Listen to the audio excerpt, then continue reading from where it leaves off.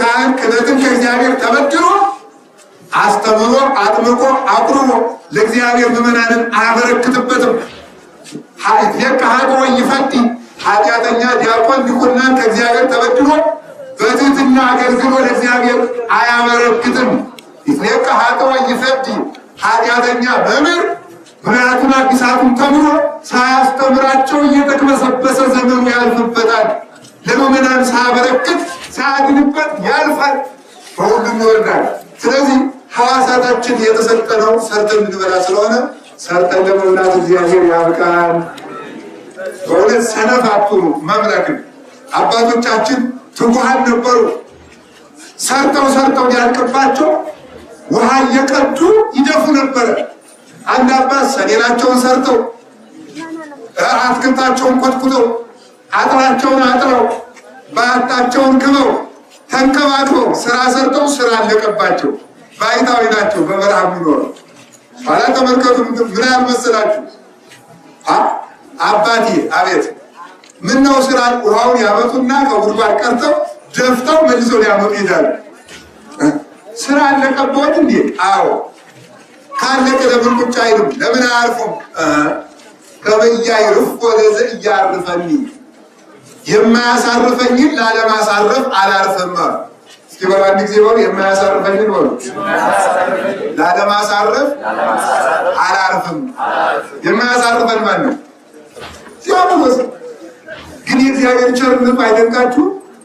እኛ ለጥ ብለን ተኝተን ሰይጣን ለፊታችን ቆሞ ቁልጭ እያለ እያየን እኮ ነው። ሰይጣን ይተኛል አይተኛም? በሉ ይተኛሉ። እኛ ስንተኛ አልጋው አጠገብ ቁሙ። አሁን ሰይጣን እንዳለ ትዝ ቢላችሁ ክፍልታችኋል። አሁን አንድ ሰው መሳሪያ ይዞ ሊተኩስባችሁ ከአልጋው ጫፍ ስር ቢቆም እንዲያው እንቅልፍ ትተኛላችሁ? ያም ይቅርና አንድ ሰው እንደው መጥቼ ዋጋችሁ ሰጥቻችሁ ነው ማለት ነው ቢደውልላችሁ እንቅልፍ ወስዳችኋል። ግን ዲያብሎስን ያህል ጠላት አጠገባችን አቆመን ተዘርግፈን እናድራለን። እኔ ይደንቀኛል መምለክ ብናየው ኑሮ ይኸው ተመልከቱ። ላይን የሚላክ አንድ ሰይጣን አለ። ለጆሮ የሚላክ ሌላ ሰይጣን አለ። ላፍ የሚላክ ሌላ ሰይጣን አለ። ለሆድ የሚላክ ሌላ ሰይጣን አለ። ለእጅ የሚላክ ሌላ ሰይጣን አለ። ለእግር የሚላክ ሌላ ሰይጣን አለ። ለእያንዳንዱ እንድንዘሙት የሚላከው ሌላ ሰይጣን ነው። እንድናንቀላፋ የሚያደርገው ሌላ ሰይጣን ነው። እርስ በርሳቸው ይቀባበላሉ። ለምሳሌ የስስት ሰይጣን ብሉ ብሉ ብሉ ብሉ ብሉ ይላል። ግጥም አድርገን እንበላለን ወዳችን እስኪሞላ። ከዚያ በኋላ ደግሞ የሀኬት ሰይጣን ይቀበላል። የስንፍና ሰይጣን ደግሞ ታኙ ይላል። ጎድሞት የለ እሞታ ምን አለ? ቅዱስ ጎርጎርዮስ ይላል እራታችሁን በጊዜ ብሉ፣ ሌሊት ነግታችሁ ጠቅታችሁ መጸለይ እንድትችሉ። ለምን? የሰው ምግቡ የሚፈጨው ሲተኛ ነው። ሲተኛ እና ሰው አምሽቶ ከበላ ህዋሳቱ ሁለት ስራ ይሆንባቸዋል። ምግቡን ማድቀቅ አንድ ስራ ነው፣ ሰውየውን ማንቃት አንድ ስራ ነው። ስለዚህ ሁለቱ ስለማይችሉ ያስተኙና ምግቡን ይፈጫሉ ማለት ነው። ስለዚህ እንደዚህ እንዳሁን መጥኖ መብላት በጊዜ መመገብ ይጠበቃል። ያን አድርግና የስንፍና ሰይጣን ተኙ ይላል። ከዚያ ደግሞ የስንፍና ሰይጣን ሰውነቱን ወገቡ እንደተመታ እባብ ድቅቅ ያደርገዋል። ምንም ሳይሆን ምንም ሳይደክመው የደከመው ያስመስለዋል። የእንቅልፍ ሰይጣን ደግሞ ቅንድቡን ይሰብረዋል። እንቅልፍ ይመጣል፣ ይተኛል። ከዚያ ደግሞ ተመልከቱ፣ ብዙ ከመተኛቱ የተነሳ የዝሙት ሰይጣን ይቀበለዋል። የዝሙት ሰይጣን ዝሙት ያሰራዋል። ዝሙቱን ካሰራው በኋላ ደግሞ ምን ያደርገዋል? የቀቢጸ ተስፋ ሰይጣን ይቀበለዋል። የተስፋ መቁረጥ ሰይጣን ይቀበልና አሁን እንዲሁ እኛ ብጸልይ ሊሰማኝ ነው ያሰኘዋል። ደግሞ ተመልከቱ፣ ቀድሞ እንዳይጸልይ አስተኝቶ ሲያበቃ ደግሞ አሁን እንዲሁ የሚጸልይ ሊሰማኝ ነው አላልፍ የቁጭ ልበል የኔ ጸሎት ምን ዋጋ አለ ይላል። ክፋቱ ነው። ትረዳላችሁ? ብዙ ጊዜ የጸለያችሁ ምዕመናን ትኖራላችሁ። ብዙ ጊዜ የጸለያችሁ አንዳንዶቻችሁ ግን ሀሳባችሁ ላይሰበሰብ ይችላል። እስካሁን አልተሰበሰበም። ገጽ 1 ጀምሬ ገጽ 10 አገኘዋለሁ። የሰኞ ውዳሴ ማርያም ጀምሬ እሑድ ይገኛል። ምን እንዳልኩም አይገባኝም። የጸሎት ትርጉሙን አልገባኝም እንላለን ብዙ ጊዜ። እንደዚህ የሚያደርገው ሰይጣን ለምን እንደሆነ ታውቃላችሁ? ብልሃቱ እኮ ነው። እስካሁን ጸልክ። ለምሳሌ ባይታውያን ብዙ ቀን ዘግተው ሲጸልዩ 30 ዓመት 40 ዓመት ዘግተው ሲጸልዩ በዝሙትም ማሰናከል፣ በትዕቢትም ማሰናከል፣ በገንዘብ መውደድም ማሰናከል፣ በአትም ጥሎ በመውጣት ማሰናከል ካቃተው የሚያደርጋቸው በምን መሰላችሁ? ተስፋ እንዲቆርጡ ነው። አንተ ይህን ያህል ጸልክ ምን አገኘ ይላል። ጸሎት እኮ እኔን ማባረር አልቻለም። ዝም ብለህ ትለፋለህ እንጂ እረፍ። ዝም ብለህ አርፈህ ቁጭ በል። አልተሳካልህም። 40 ዓመት ደክመህ እኮ እኔን እኮ አላሸነፍከኝም ይለዋል። ያ ማለት ምንድን ነው? ጸሎቴ ዋጋ የለውም ብሎ እንዲያርፍ ነው። ለዚህ ሰይጣን መልሱ ምንድን ነው? ጸሎቴ አንተን ካላቃጠለ ለምን አቋርጠው ትለኛለህ ነው መልሱ። አይደለም እንዴ? ማቃጠልህ ከሆነ የማይጎዳ ከሆነ ማቋረጥ ለምን ትፈልገዋለህ ነው መልሱ። ስለዚህ ተመልከቱ፣ አንድኛውን እንድናቋርጥ ስለሚፈልግ ጸሎታችን ትርጉም የሌለ ይመስለናል። ግን እውነቱ ሁለት ነገር ልንገራችሁ። የማንኛውም ክርስቲያን ጸሎት ሁለት አካላት ይሰሙታል። ለእኛ ባይሰማንም ለሰይጣንና ለእግዚአብሔር ግን ይሰማል። ሰይጣን የማይሰማው ጸሎት የለም። ምንም ይሁን እንወቀውና እንወቀው አብ ወልድ መንፈስ ቅዱስ የሚያልባሱ አይወድም። ልባችን ይሰብሰብም አይሰብሰብም በስመ አብ ወወልድ መንፈስ ቅዱስን ሊወድ የሚችል ሰይጣን የለም። በስመ አብ ወወልድ መንፈስ ቅዱስ አሐዱ አምላክ ስል አይ ልቡ አልተሰበሰበም ይህስ አያቃጥለኝ የሚላል እንደ ሰይጣን አቅም አለ። የአብ ወልድ መንፈስ ቅዱስ ስም ሰምቶ መቆም አይቻለውም። እንሰብሰብም እንጽደቅም አንጽደቅም፣ ኃጢአተኛ ምኑን ጻድቅም ምኑ እንርከስም አንርከስም ስለ እግዚአብሔርን ሰምቶ የማይሽት ሰይጣን የለም። ሁለተኛ እግዚአብሔር የማንንም ጸሎት አይንቅም። እውነቴን ነው የምነግራችሁ። አሁን አንዲት እናት አፉ ያልፈታ ልጅ ቢኖርና ትልልቆች ልጆች ቢኖሯት የማንኛው ንግግር ነው የሚጣፍጣት? እስኪመልሱ። አፉ የፈታው ነው ያልፈታው? በሩ እንጂ ያልፈታው ደስ ይላታል አይደል? አሁን እናቶች ብዙ ጊዜ ቁጭ ብለው የባላቸውን ስም የልጆቻቸውን የትልልቆችን እየጠሩ ያማን ይባላል ይላል ህፃኑ ልጅ። ያኛውሳ ማነው ስሙ ይላል። ስሙ ጠፍቷቸው ነው። ግን ምንድነው ልጁ ሲናገር ደስ ስለሚላቸው ነው። ከልጅ አንደበት ሲወጣ ደስ ይላቸዋል። እንዲያውም እኮ በምጥ ጊዜ የተሰቃዩትን ስቃይ የሚረሱት እንደዚህ በሚል በልጆቻቸው ጨዋታ ነው። ታዲያ ምን ማለት መሰላችሁ? ልክ አፉ ያልፈታው ልጅ ከነመቆላጠፉ ለእናቱ ያማረ እንደሆነ ምንም ኃጢአተኛ ብሎን ለጸሎት ትርትር ስንል ለእግዚአብሔር ደስ ይለዋል። የፈለግን ጎስቋሎች ብኖር አባታችን ሆይ በሰማይ የምትኖር ስንለው እግዚአብሔር ደስ ብሎት ይቀበለዋል። ምን ያህል ትሁትና ቸር እንደሆነ እግዚአብሔር ድንቅ ነው በእውነቱ። ሱራፌልን በሰማበት እኛን ይሰማል። ኪሩቤልን በሰማበት እኛን ይሰማል። ገብርኤልን በሰማበት እኛን ይሰማል። ሚካኤልን በሰማበት እኛን ይሰማል። ኤልያስን በሰማበት እኛን ይሰማል። ዳዊትን በሰማበት እኛን ይሰማል። እንጦንስ መቃርስን በሰማበት ጎስቋሎችን መነኮሳት እኛንም ይሰማል። አብርሃምና ሳራን በሰማበት እናንተን ትክክለኛ የተቃና ትዳር ያልያዛችሁትን እናንተን ቢሆን ይሰማል። በኃጢአት እንድንጨምር አይደለም እንድንመለስ ነው እንጂ ምላችሁ እንጂ እግዚአብሔር ሁላችንን የሚመልስ። ስለዚህ ተግቶ መጸለይ መስራት ይገባል። እና ቅዱስ ኤፍሬም ሰርቶ ይበላ ነበር። ሰውነታችሁን ለስራ ለትጋት ስጡት፣ የማያሳርፈኝን እንዳላሳርፈው ብዬ የተረፍ ስራ ያጣ መነኩሴ ምንድን የሚባለው? ሲግሙል አቤት እኛን ለመዝገብ ሲሉማ ጀግና ናቸው። ስራ ያጣ መነኩሴ ምን ይላል ያላችሁ? ቆቡን ቀዶ። ይሄ እኮ ህግ ነው፣ ተረት እንዳይመስላችሁ። ለምን መሰላችሁ? ሰኔን ሰርቶ ያልቅበታል። ካለቀበት ምንድነው? ቆቡን ቀዶ መስፋት። ለምን? ሲሰራ ኃጢአትን ስለማያስታውስ ማለት ነው። ትክክል ነው። ይሄ በገዳማት የሚደረግ አንዱ የኃጢአት ተመከሩ። ረግቶ የተቀመጠ ውሃ ትል ያፈራል። ሰው እየበላ ከተኛ ከተቀመጠ የኃጢአት ትል ከሰውነቱ ይፈለፈላል። ምን ላድርግ? ምን ልግደል? ከማን ጋር ልዘሙት? ከማን ጋር ልውደቅ? በማን ልማከር? በማን ላይ አድማ ላድርግበት ማለት ይጀምራል።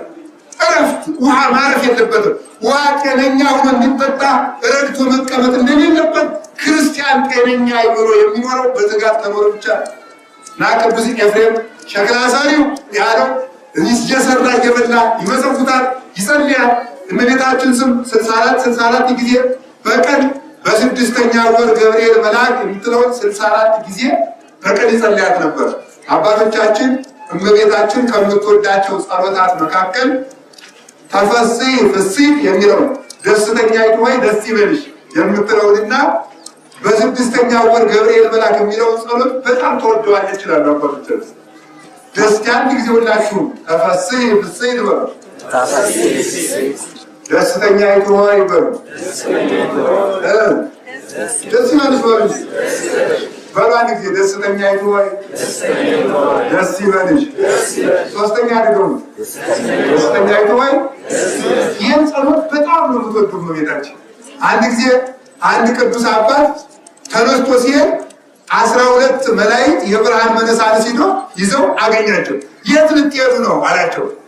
አይ ዮሐንስ አፈወርቅ ተፈሥሒ ፍሥሕት የሚለውን ሲተረጉም ማርያም በዚያ ትገኛለችና እኛም አብረን ልንሰማ አሉት። መላእክት እንኳን ተፈሥሒ ተፈሥሒ ተብሎ ከሚነገርበት ቦታ ቅዱስ ገብርኤል ቅዱስ ሚካኤል ይገኛሉ። ይህች ተፈሥሒ ፍሥሕት የምትለው ቃል የሔዋንን የመርገም ማሰሪያ ቆርጣ የጣለች ነው። በሔዋን ጆሮ የሰማነውን ሐዘን በማርያም ጆሮ በሰማነው ደስታ ነው ቆርጠን የጣልነው። ተፈሥሒ ኦርዝቴ ቅድስት ድንግል ዘተበትከ ብኪ ማይሰረ ሔዋን ማይመሚ እንተ ገደፋ እግዚአብሔር ውስጥ ደይን አለ ቅዱስ ዮሐንስ አፈወርቅ። እግዚአብሔር በደይን የጣላት የሔዋን ጽኑ ማሰሪያዋ ባንቺ የተቆረጠላት እመቤቴ ማርያም ሆይ ደስ ይበልሽ አላት። በእውነቱ ደስ ይበልሽ አትሉ? አዎ ሔዋንን ዲያብሎስ በሔዋን ጆሮ የዲያብሎስ ቃል ሲንቆረቆር በእመቤታችን ጆሮ ምን አለ ተመልከቱ። የገብርኤል ቃል ተንቆረቆረ። ካሳ የተጀመረው በዚህ ነው። ለምን ሔዋን እሷ ሐዘን ሰማች። የሔዋን የመጀመሪያ ፍርዷ ሐዘን ነበር። በሕማም ለኒ ወወሊደኪ ኩል ምግባኪ ሀበ ምትኪ፣ በጭንቅ በጋር በስቃይ በምጥ ውለጅ ወለድሽም ፈቃድሽ ወደ ባልሽ ይሆን አለ።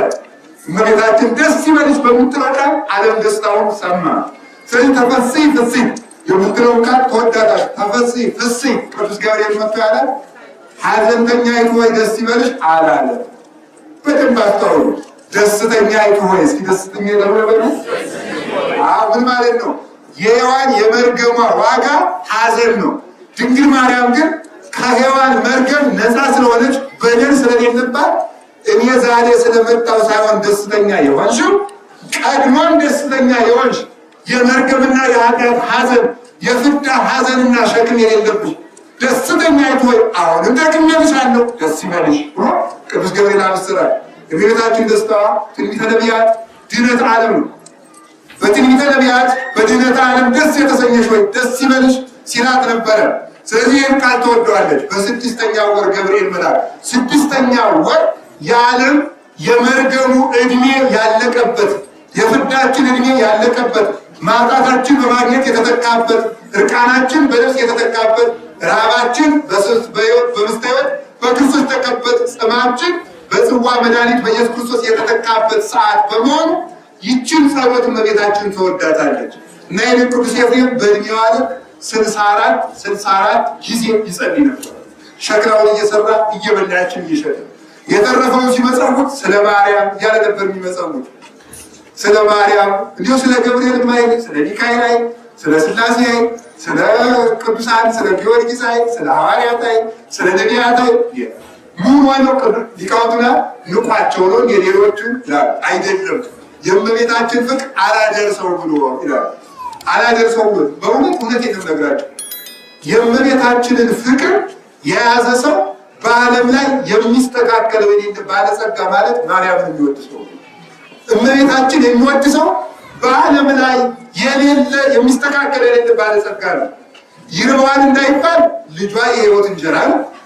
ይጠማል እንዳይባል ልጇ የሕይወት መጠጥ ነው። ይጨልምበታል እንዳይባል ልጇ የሕይወት ፀሐይ ነው። ማርያምን የያዘ ሀብትን ሁሉ ይይዛል። ማርያምን ያጣ ሀብትን ሁሉ ያጣል። ባለጸጋይቱን እሷን ይወድ ነበር። ለዚህ ነው አባቶቻችን የእሷን ፍቅር ማጽናት በየትኛው በሰማዕትነት እንኳን አደባባይ እንኳን ቢኖር ተመልከቱ። በእሳት ቢቃጠል በድንጋይ ቢወቀር መከራውን የሚያስረሳ ኃይል የእመቤታችን ፍቅር አለ። በምስክርነትና በስቃይ አደባባይ አለ። ተመልከቱ በፍቅርሽ የሰከረ ሰው በመዓዛ ጽጌኪ በዛወደ ስም ሰክረ። በምስክርነት አደባባይ በፍቅርሽ ጣዕምና መዓዛ የሰከረ ሰው ውግረት አይባል ይመስሎ አሰረ። በድንጋይ ቢወገር እንኳን ድንጋይ ያረፈበት አይመስለውም ማለት ምን ይመስለዋል? እንግዲህ ሳር ያረፈበት የሚመስለው በድንጋይ አንቺን የሚወድ ሰው በፍቅርሽ ወይን የሰከረ ሰው ድንጋይ ያረፈበት ሳር ያረፈበት ይመስለዋል። ተመልከቱ። በእሳት እያቃጠሉት በውሃ ውስጥ ያስቀመጡት ይመስለዋል። እሳትን የሚያቀሰቅስ ድንጋይን እንደ ዳቦ የሚለውጥ ማሰሪያን የሚቆርጥ ስደትን ወደ ርስት የሚቀይር የማርያም ፍቅር ነው። ዓለምን ያዳነው የድንግል ማርያም ፍቅር ነው። እግዚአብሔርን ሰው ያደረገው የድንግል ማርያም ፍቅር ነው። እግዚአብሔርን ሰው ያደረገው ልዑሉን ትሑት ያደረገው የድንግል ማርያም ፍቅር ነው። ኃያሉን ደካማ ያደረገው የድንግል ማርያም ፍቅር ነው። ምኑን እንዲወሰን ያደረገው የድንግል ማርያም ፍቅር ነው። ባለጸጋው ድሃ እንዲሆን ያደረገው የድንግል ማርያም ፍቅር ነው። ወአፍቀረ ንጉሥ ትነቂ። ተመልከቱ ንጉሥ ውበትሽን ወዷልና ንጉሠ ሰማያት ወምድር እግዚአብሔር መዓዛ ድንግልናሽን ወዶ እሱ ተመልከቱ እንዘ ያርቅ መንበረ ስብሐቲሁ ከዱር መንበሩ ሳይጎድል መጥቶ በማኅፀንሽ ተወሰነ። የድንግል ማርያም ፍቅር እግዚአብሔርን ሰው አደረገ፣ ሰውን እግዚአብሔር አደረገ። የድንግል ማርያም ፍቅር ሰውና መላእክትን አንድ ላይ ሰበሰበ። እናታችን ሔዋን በአጋንንት መካከል ወስዳ ሰብስባን ነበር። ድንግል ማርያም ግን ከመላእክት ጋር እንድንሰበሰብ አደረገችን። እውነተኛይቱ የምሕረት መሰላላችን ድንግል ማርያም ነው። እግዚአብሔር ወደ ምድር የወረደባት ሰው ወደ ሰማይ የወጣባት መሰላል ወላዲተ አምላክ ነው። እሷን የፈጠረልን እግዚአብሔር የተመሰገነ ይሁን። በእሷ ስም ይመጸውት ነበር እና ቅዱስ ባስልዮስ ዘቂሳርያ ኤፍሬም ሸክላ ሰሪው ኤፍሬም ሶርያዊ ብላችሁ ጥሩት አለ። ጠራው፣ መጣ።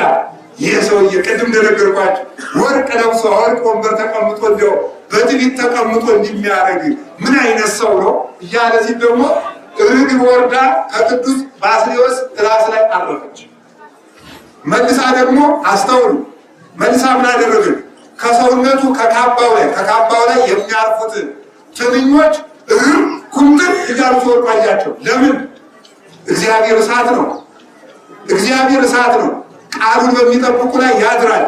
እሳት ያደረበት ብረት፣ እሳት ያሞቀው ብረት ብረቱም እንደሚያቃጥል እሳት እግዚአብሔር ያደረባቸው ቅዱሳን ነፍሳቸው ያቃጥላል፣ ስጋቸው ያቃጥላል። ስጋቸው ላይ ያረፈ ካባቸው፣ ጭናቸው፣ መቋሚያቸው ያቃጥላል። በእውነቱ ማለት ለዚህ ነው የአባቶቻችን እፍረት ዘተሰውጠ ስምከ እንዳለ መጽሐፍ አቤቱ ስምህ እንደሚፈስ ዘይት ነው ማለት ክርስቶስ የሚለው ስምህ ክርስቲያን ተብሎ በክርስቲያኖች ላይ ፈሶ ይኖራል።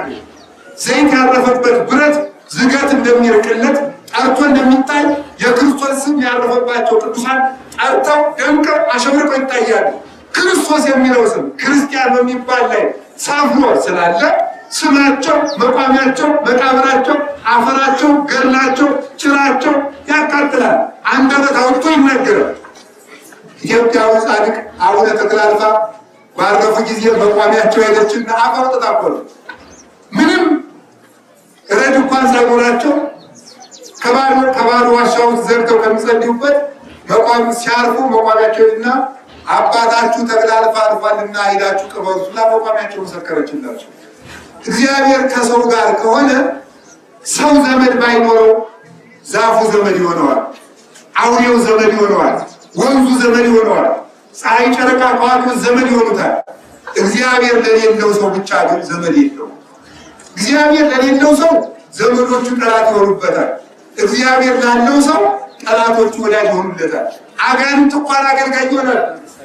ሰው ከእግዚአብሔር ጋር ከሆነ እንኳን ዘመኑ አንዳንድ ጊዜ ሰው እንዲህ ይላል፣ እኔ እንደው በተፈጥሮ ሰው አይወጣልኝም ይላል። አንዳንድ ሰው በተፈጥሮ እግዚአብሔር ሰው አይወጣልኝም የፈጠረው ሰው አለ የለም እኮ ታዲያ ማለት ነው። ሰው የማይወጣ አለ አንተ ሰው ስላልሆንክ ሰው መሆን ይገባል።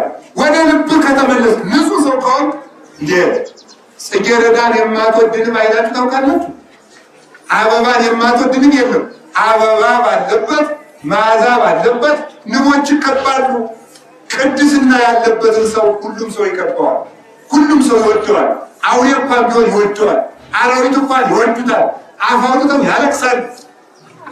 አቡነ ገብረ መንፈስ ቅዱስ ሲጸልዩ ቆይተው ቁጭ ሲሉ እንስሳት አራዊት ቆይኔ ልዳሰስ ይሯሯጡ ነበር። ነብሩ አንበሳው ቆይኔን ይዳሰስ እየተሯሯጡ ይመጣሉ። እሳቸውም እንደ ልጅ ነብሮችን አንበሶችን ዳሰስ ያደርጓቸዋል።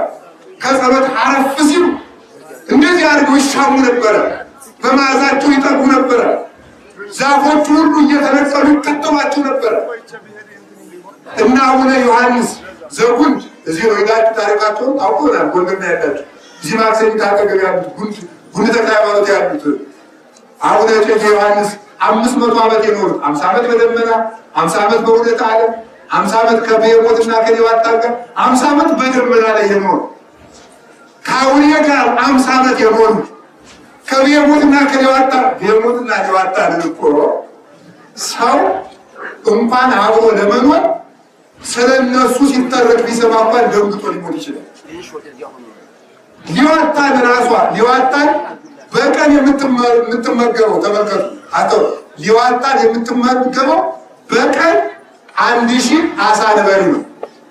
ሰምታችኋል? አሳ አንበሪ እንግዲህ ቤተክርስቲያን ሊሆን ይችላል። አንድ አሳ አንበሪ በቀን 1000 ትመገባለች። ይህንን ብታዩ አትሞቱ። ትክክላችሁ። አንድ አሳ አንበሪ 1000 አሳ አንበሪ የሚወጥ እንግዲህ ከጎንደር መጠባብናል በጣም ትልቅ አገር ነው ማለት ነው። ያንን ከሚያክሉ አስፈሪ እንስሳት ጋር አብረው መባባቶቻችን አሉ። እነዚህ ከአውሬ ጋር ከዘንዶ ጋር ተዛምዶ እነ ሰማይቱ ሞር ዘንዶን እያዘዙ ሂድና በዚህ ጊዜ ውሃ ጠጥተናል፣ በዚህ ጊዜ ሰዓት ደግሞ ይህንን ብላ፣ ከዚህ በላይ እንዳትበላ እና አቡነ ገብረ መንፈስ ቅዱስ እና አባ ሳሙኤል ዘዋልድባ አንበሳውን በዚህ ጊዜ ብላ፣ ዝንጀሮዎችን እና አቡነ ተክለ ሃይማኖት እያዘዙ ድንግል ለመሆን ልጅ አፍቀረኒ ፀሐይ ሲባሃኒ ወር ይባርከኒ ከዋክብት ይቀድሱኝ ይላል አባ ጊዮርጊስ። ወላዲተ አምላክ ልጅሽ ከወደደኝ ፀሐይ ይወደኛል፣ ጨረቃም ታመሰግነኛለች፣ ከዋክብትም ያሸበሽቡልኛል። ልጅሽ ከጠላኝ ግን ማን ወዳጅ ሊሆን ይችላል? እግዚአብሔር ወዳጁ ለሆነ ሰው ጠላት እንኳን ቢኖረው ይሰዱለታል። አንድ ነገር ልንገራችሁ፣ ሌላ ጸሎት እንኳን ባትጸልዩ እግዚኦ ማረነ ክርስቶስ አታቋርጡ። አንዳንድ ሲያፋችሁ ገጥማችሁ እግዚኦ ማረነ ክርስቶስ በላሉ አፋችሁ ገጥማችሁ ነው ያሉት።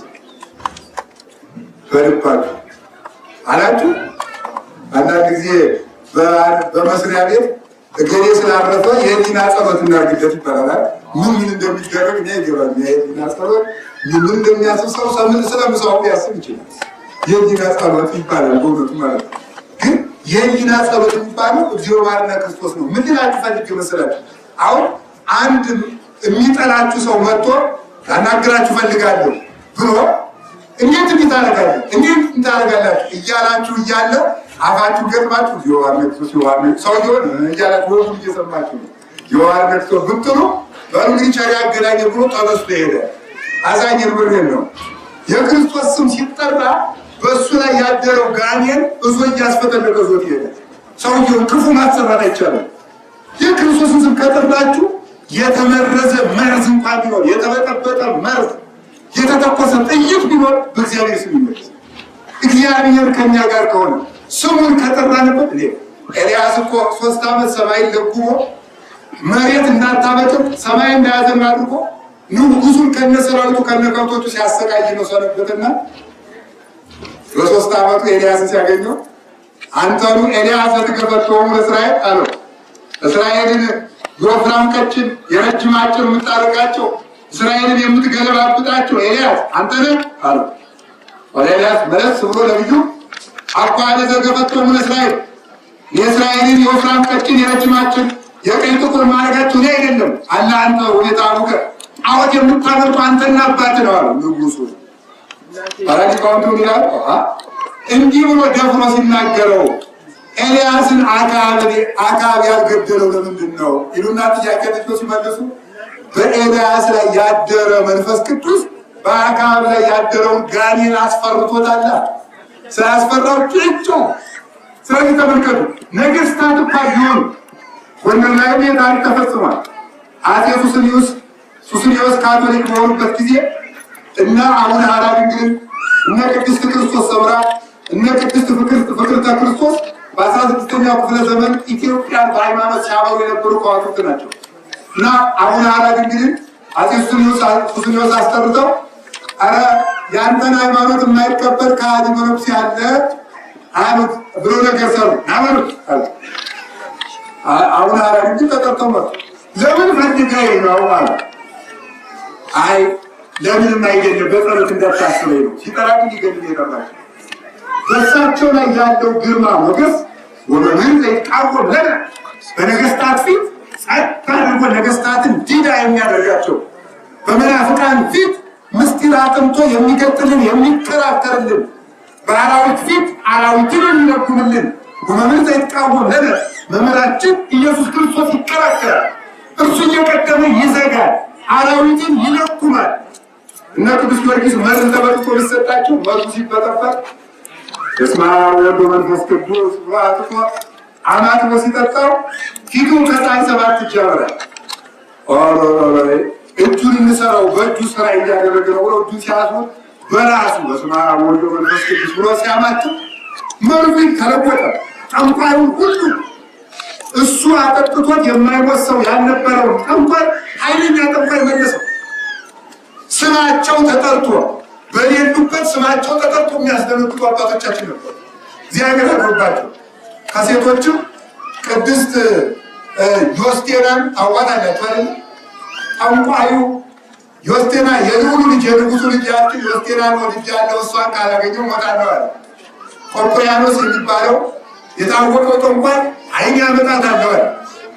ያመጣታለሁ ብሎ ሲል አጋንንቱ ሲልካቸው ሲኦ ተመልከቱ ሚበዙ እለ ይሳቅዩኒ አቤቱ የሚያስጨንቁኝ ምንኛ በዙ። ተመልከቱ እግዚአብሔር ክብሬ ወበለርሴ እያለች ስትጸልይ አጋንንቱ ብትን ብትን ይላል።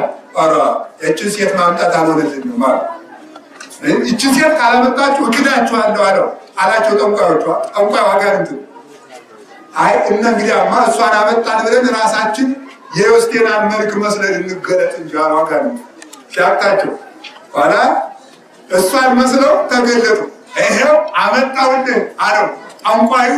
ለዚያ ለወደዳት ሰው ነው የተወደድሽው የምድር ንግሥት ዮስቴና መጣች። ስሟን አትጥራብኝ አትጥራብኝ አትጥራብኝ ብሎ ተበትኖ ተቃጥሎ ጠፋ ሰይጣኑ። ሴትቤቱ ግን የለችም፣ ስሟ አቃጠለው። ሌላም ብዙ ታሪክ አለ። አንድ ደቀ መዝሙር ነበርና በ11 ሰዓት ምሳውን ሲበላ ሰይጣን የእግዚአብሔር እንግዳ እያለ እየመጣ ይበላል። የእግዚአብሔር እንግዳ እንኳን አይደለም ስሙን አይጠራም። መቼም እንግዳ እያለ እየመጣ ይበላበታል። ኋላ ለመምህሩ አባቴ ስበላ ምሳዬን የሚካፈልብኝ አንድ እንግዳ አለው ጊዜ እንዴት ላድርጋለሁ? ሲመጣ አባ ከቤት አለ በለው ኋላ ደህና ዋላችሁ እዚህ ቤት ሲል አባ አንዱ እኮ አሉ ስሙን አትጥራብኝ ብሎ ተቃጥሎ ብኝ ብሎ ጠፋ ይላል አሉ በመባል ምክር ብቻ ነው። ስለዚህ አባቶቻችን የእግዚአብሔር ስም የመድኃኔዓለም የኢየሱስ ክርስቶስን ስም ስለተሸከሙ ያቃጥላሉ፣ ያነዳሉ። አራተኛ ከባስልዮስ የሚወጣው ነጸብራቀ እሳት እየወጣ ከምዕመናን ትከሻ ላይ እንደ እሳት ወላፈን ቆረጥ እያለ ከትከሻቸው ላይ ሲያርፍ ይታይ ነበር። ትምህርት እንኳን ቆሞ ሲያስተምር የሚናገረው ቃል እንደ እሳት ነበልባል ከምዕመናን ትከሻ ላይ እየሄደ ሲያርፍ ይታይ ነበር። አዩ ዛሬ ማለት ያለ መምህር መቻል ነው የምትሉ መችስ አይደል? እንደዚህ ያለ መምህርስ መቻል እንደዚህ ያለ መምህር ስለሌለ እንደዚህ ያለ መምህር ነው። እናንተ ጥሩ ብትሆኑ እኮ እኛም ጥሩ መሆን ነበር። ግን እናንተም ጥሩ አይደላችሁ። መውቀስ ነው እንጂ መጸለይ አታውቁ። አባት ስጠን አታውቁ። ደግሞም ትዳራችሁ የተበከለ ነው። እውነቴን ለመናገር የሁላችሁም ላይሆን ይችላል። ትዳራችሁ ትክክል ስላልሆነ መነኩሴ የሚወለደው ማን ነው? ባለ ትዳር ነው። በሉ አባት የተገኘ ከማን ነው? በሉ እንጂ ንጉሥ የተገኘ ከማን ነው? ዲያቆን የተገኘ ከማን ነው? ሰባኪ የተገኘ ከማን ነው? አያችሁ፣ ከሰዎች ሆነ የሚቆረጠው። እናንተ መልካም ካልሆናችሁ ጥሩ መነኩሴ አትጠብቁ።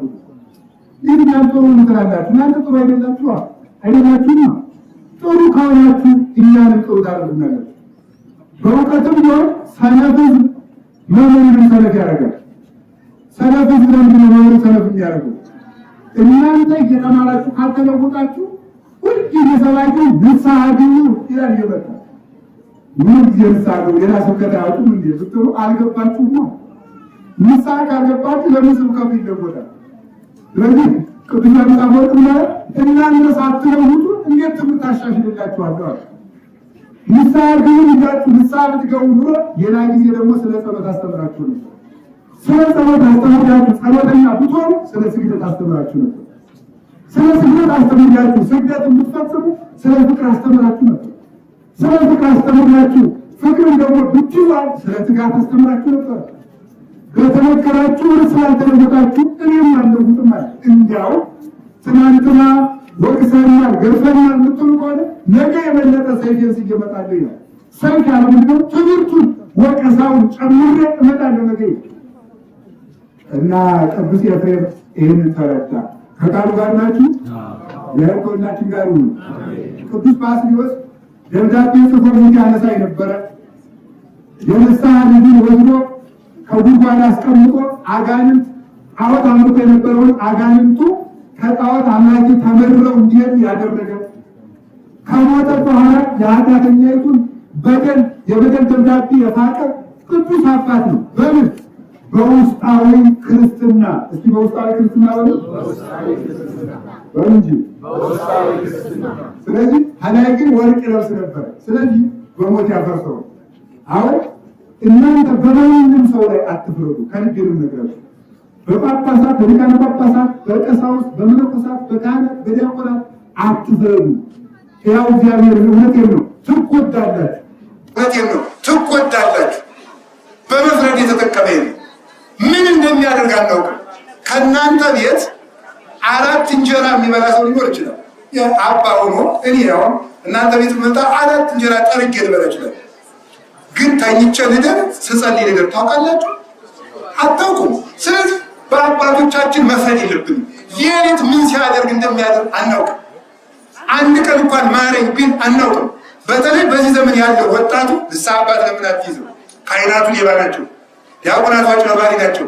እዚህ ደርሶ ተመልሶ መልካም አባት ከሌለ ለምን ይናገራሉ? በዚህ ዓመት ላይ ቢናዘዝ እንኳን ኃጢአት እንኳን ቢሰራ ቢናዘዝ ከእናንተና ከካህናቱ ማን ይቀርባል? እናንተ አቤቱ ደምን የከፈልክልኝን ምዕመን ግን አትጣለኝ ብትሉት እግዚአብሔር ይሰማችኋል። እናንተ ደምን የከፈልክልኝ ክርስቶስ ሆይ አትጣለኝ ብላችሁ ስትጸልዩ ምሕረት ከሰጣችሁ እኔ በኃጢአት ስሰናከል አቤቱ ሳይገባኝ ሥጋህን ፈትቻለሁ ደምህን ቀድቻለሁ ማረኝ ብለው አይመረኝም? እናንተን የማረ እግዚአብሔር ለእኛ አይሆንም? አንዳንድ ጊዜማ ይገርማችኋል። ለሕዝቡ ኃጢአት የተፈቀደ ለአባቶች ያልተፈቀደ እስኪመስል ድረስ እኮ ነው የምትፎክሩት። እናንተ በ4 ሰዓት ትበላላችሁ፣ ቄስ ለምንድን ነው በ7 ሰዓት የሚበሉት ብላችሁ ትፎክራላችሁ። ለእናንተ ማን ፈቅዶላችሁ? ድረስ እኮ ነው። እናንተ እንደምትሰናከሉት እኛ አንሰናከልም? ሥጋ ለባሾች አይደለንም? እናንተ ለምንድን ነው ያልተሟላላችሁ? እንዴት አባ ገሌ እንዲህ ያደርጋሉ? እንዴት ብፁዕ ገሌ እንዴት እንዲያደርጋሉ? እንዴት ዲያቆን ገሌ እንዴት ያደርጋሉ? እንዴት መምህር ገሌ እንዴት እናንተ እንዴት አደርጋላችሁ? እናንተ በ7 የጸሎት ጊዜያት ትጸልዩ ተብላችኋል። ትጸልያላችሁ? መልሱ። አረ መልሱ።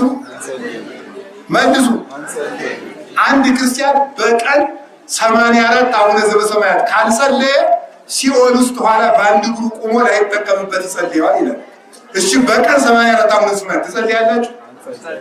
አንጸልይም በሉ እንጂ ከማንም ጋር አትጣሉ ይላል።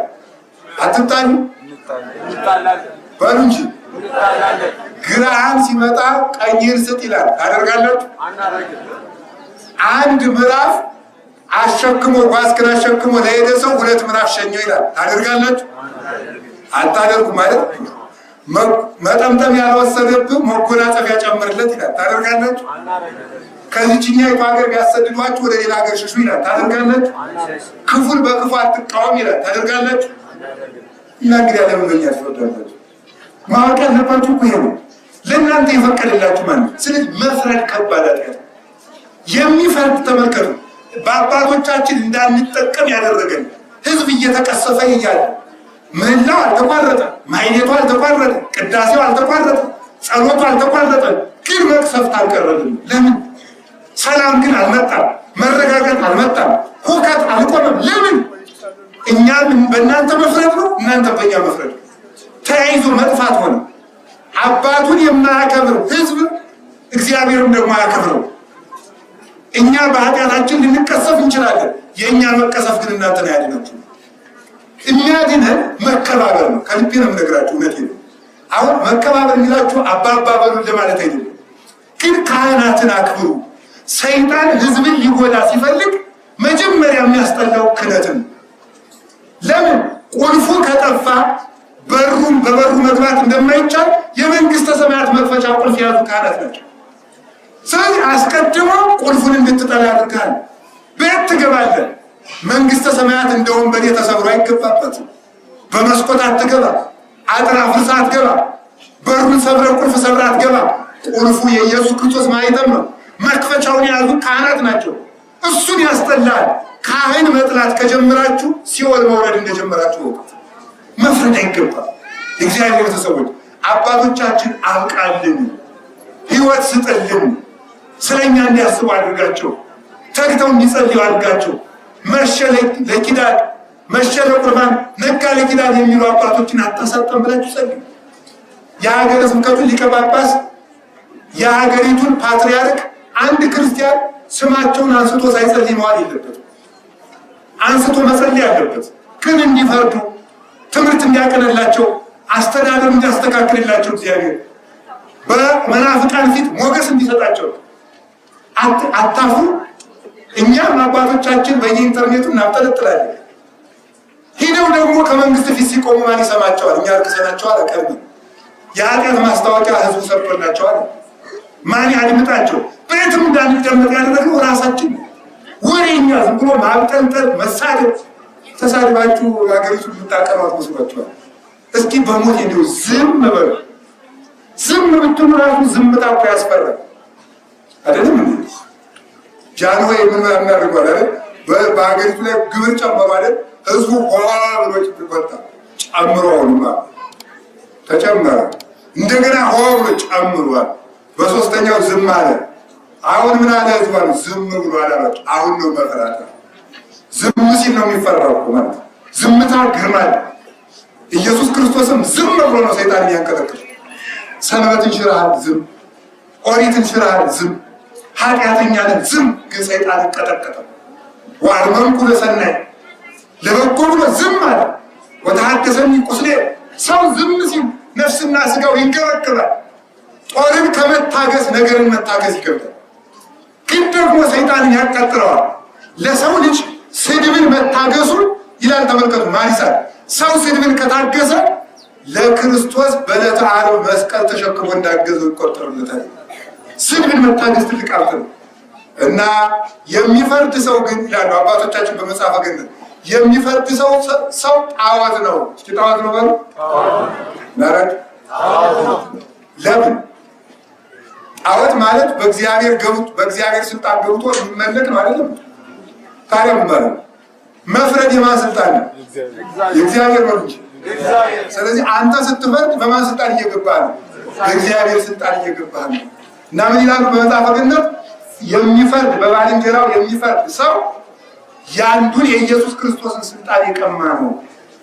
ምክንያቱም የሚፈርድ አንድ እግዚአብሔር ነውና እንዳይፈረድብህ አትፍረድ። ግን ሕሊና ይኖር። ወሬትሰትር የወገጾ ብዙ ዝክር በመዘከር ብዙ ማይበር በመጠጣት ብዙ በመመላለስ በመመጻደቅ 50-60 ሺህ ብር ለአንድ ቤተክርስቲያን ሰጥቶ እልል በማስባል መዳን የለም። ቅን ሕሊና በመያዝ ብቻ ነው። መጀመሪያ የሚቀድመው ቅን ሕሊና ነው። ወሐቆ ለልዑል ጸሎተከ ስጋ ከአንጸይተ እግዚአብሔር የፍየል ስጋ ይርበው፣ የላም የጥጃ ስጋ ይርበው። እግዚአብሔር ብርሃን ቸግሮት ከእናንተ ጧፍ አይለምን። እግዚአብሔር ሻማ አይቸግረው። እግዚአብሔር የቸገረው ሰው ነው። እግዚአብሔር የሚፈልገው ሰው ነው። ንጹህ ልብ ነው የራበው። ንጹህ ትዳር፣ ንጹህ ክህነት፣ ንጹህ ምንኩስና፣ ንጹህ ዲቁና፣ ንጹህ ሕዝብ፣ ንጹህ አባት፣ ንጹህ እናት፣ ንጹህ ወንድም ነው የቸገረው እግዚአብሔር የኛ የሳንቲም ድቃቂ አልቸገረው። መጠጊያ ሳይኖረው 3 ዓመት ወንጌል ሰርቷል። ለሱ ህንፃ ብርቁ አይደለም። ትዝ አይላችሁም እንዴ? ለቆናጽል ግበቦሙ ወለአዕዋፈ ሰማይኒ ምጽራርኮሙ ለወልደ እጓለ እመሕያው ወጡ ሀበያሰምክ ርዙ። ለቀበሮች ጉድጓድ አላቸው፣ ለወፎችም ጎጆ አላቸው። ለክርስቶስ ግን መጠጊያ አልነበረው። ሁሉ ለላ አሐዱ ገቡ ውስተ ቤቶሙ። ሁሉም ሲማር ውሎ ቤቱን ሄደ። ወግዚ ኢየሱስን የሆነ ውስተ ደብረ ዘይቱ አንጋ። ክርስቶስ ግን የሚያድርበት ስላልነበረው በተራራ ሂዶ አደረ። ታዲያ ቤት አልባ 3 ዓመት የሰበከ ክርስቶስ እንዲህ ያለ ህንፃ በመስራት የወርቅ ህንፃ በመስራት ትልልቅ ካቴድራሎችን በመገንባት ሲያደር ደስ የሚል ይመስላችኋል? ሰው እየፈረሰ ህንፃ መገንባታችን ደስ ይለዋል? የ40-80 ሚሊዮን ቤተክርስቲያን በመስራታችን ደስ የሚል ይመስላችኋል? እኛ ተሰርተን በጭቃ ቤተክርስቲያን አሃዱ ብንል ይሻላል። ያችን እግዚአብሔር ይወዳታል። የይን ስዳት ተበዝርቅ ብዙ ቢላታት ኃጢአት በዝቶበት ከበዛ አገልግሎት ሲልቅ እንዴት ተመልከቱ።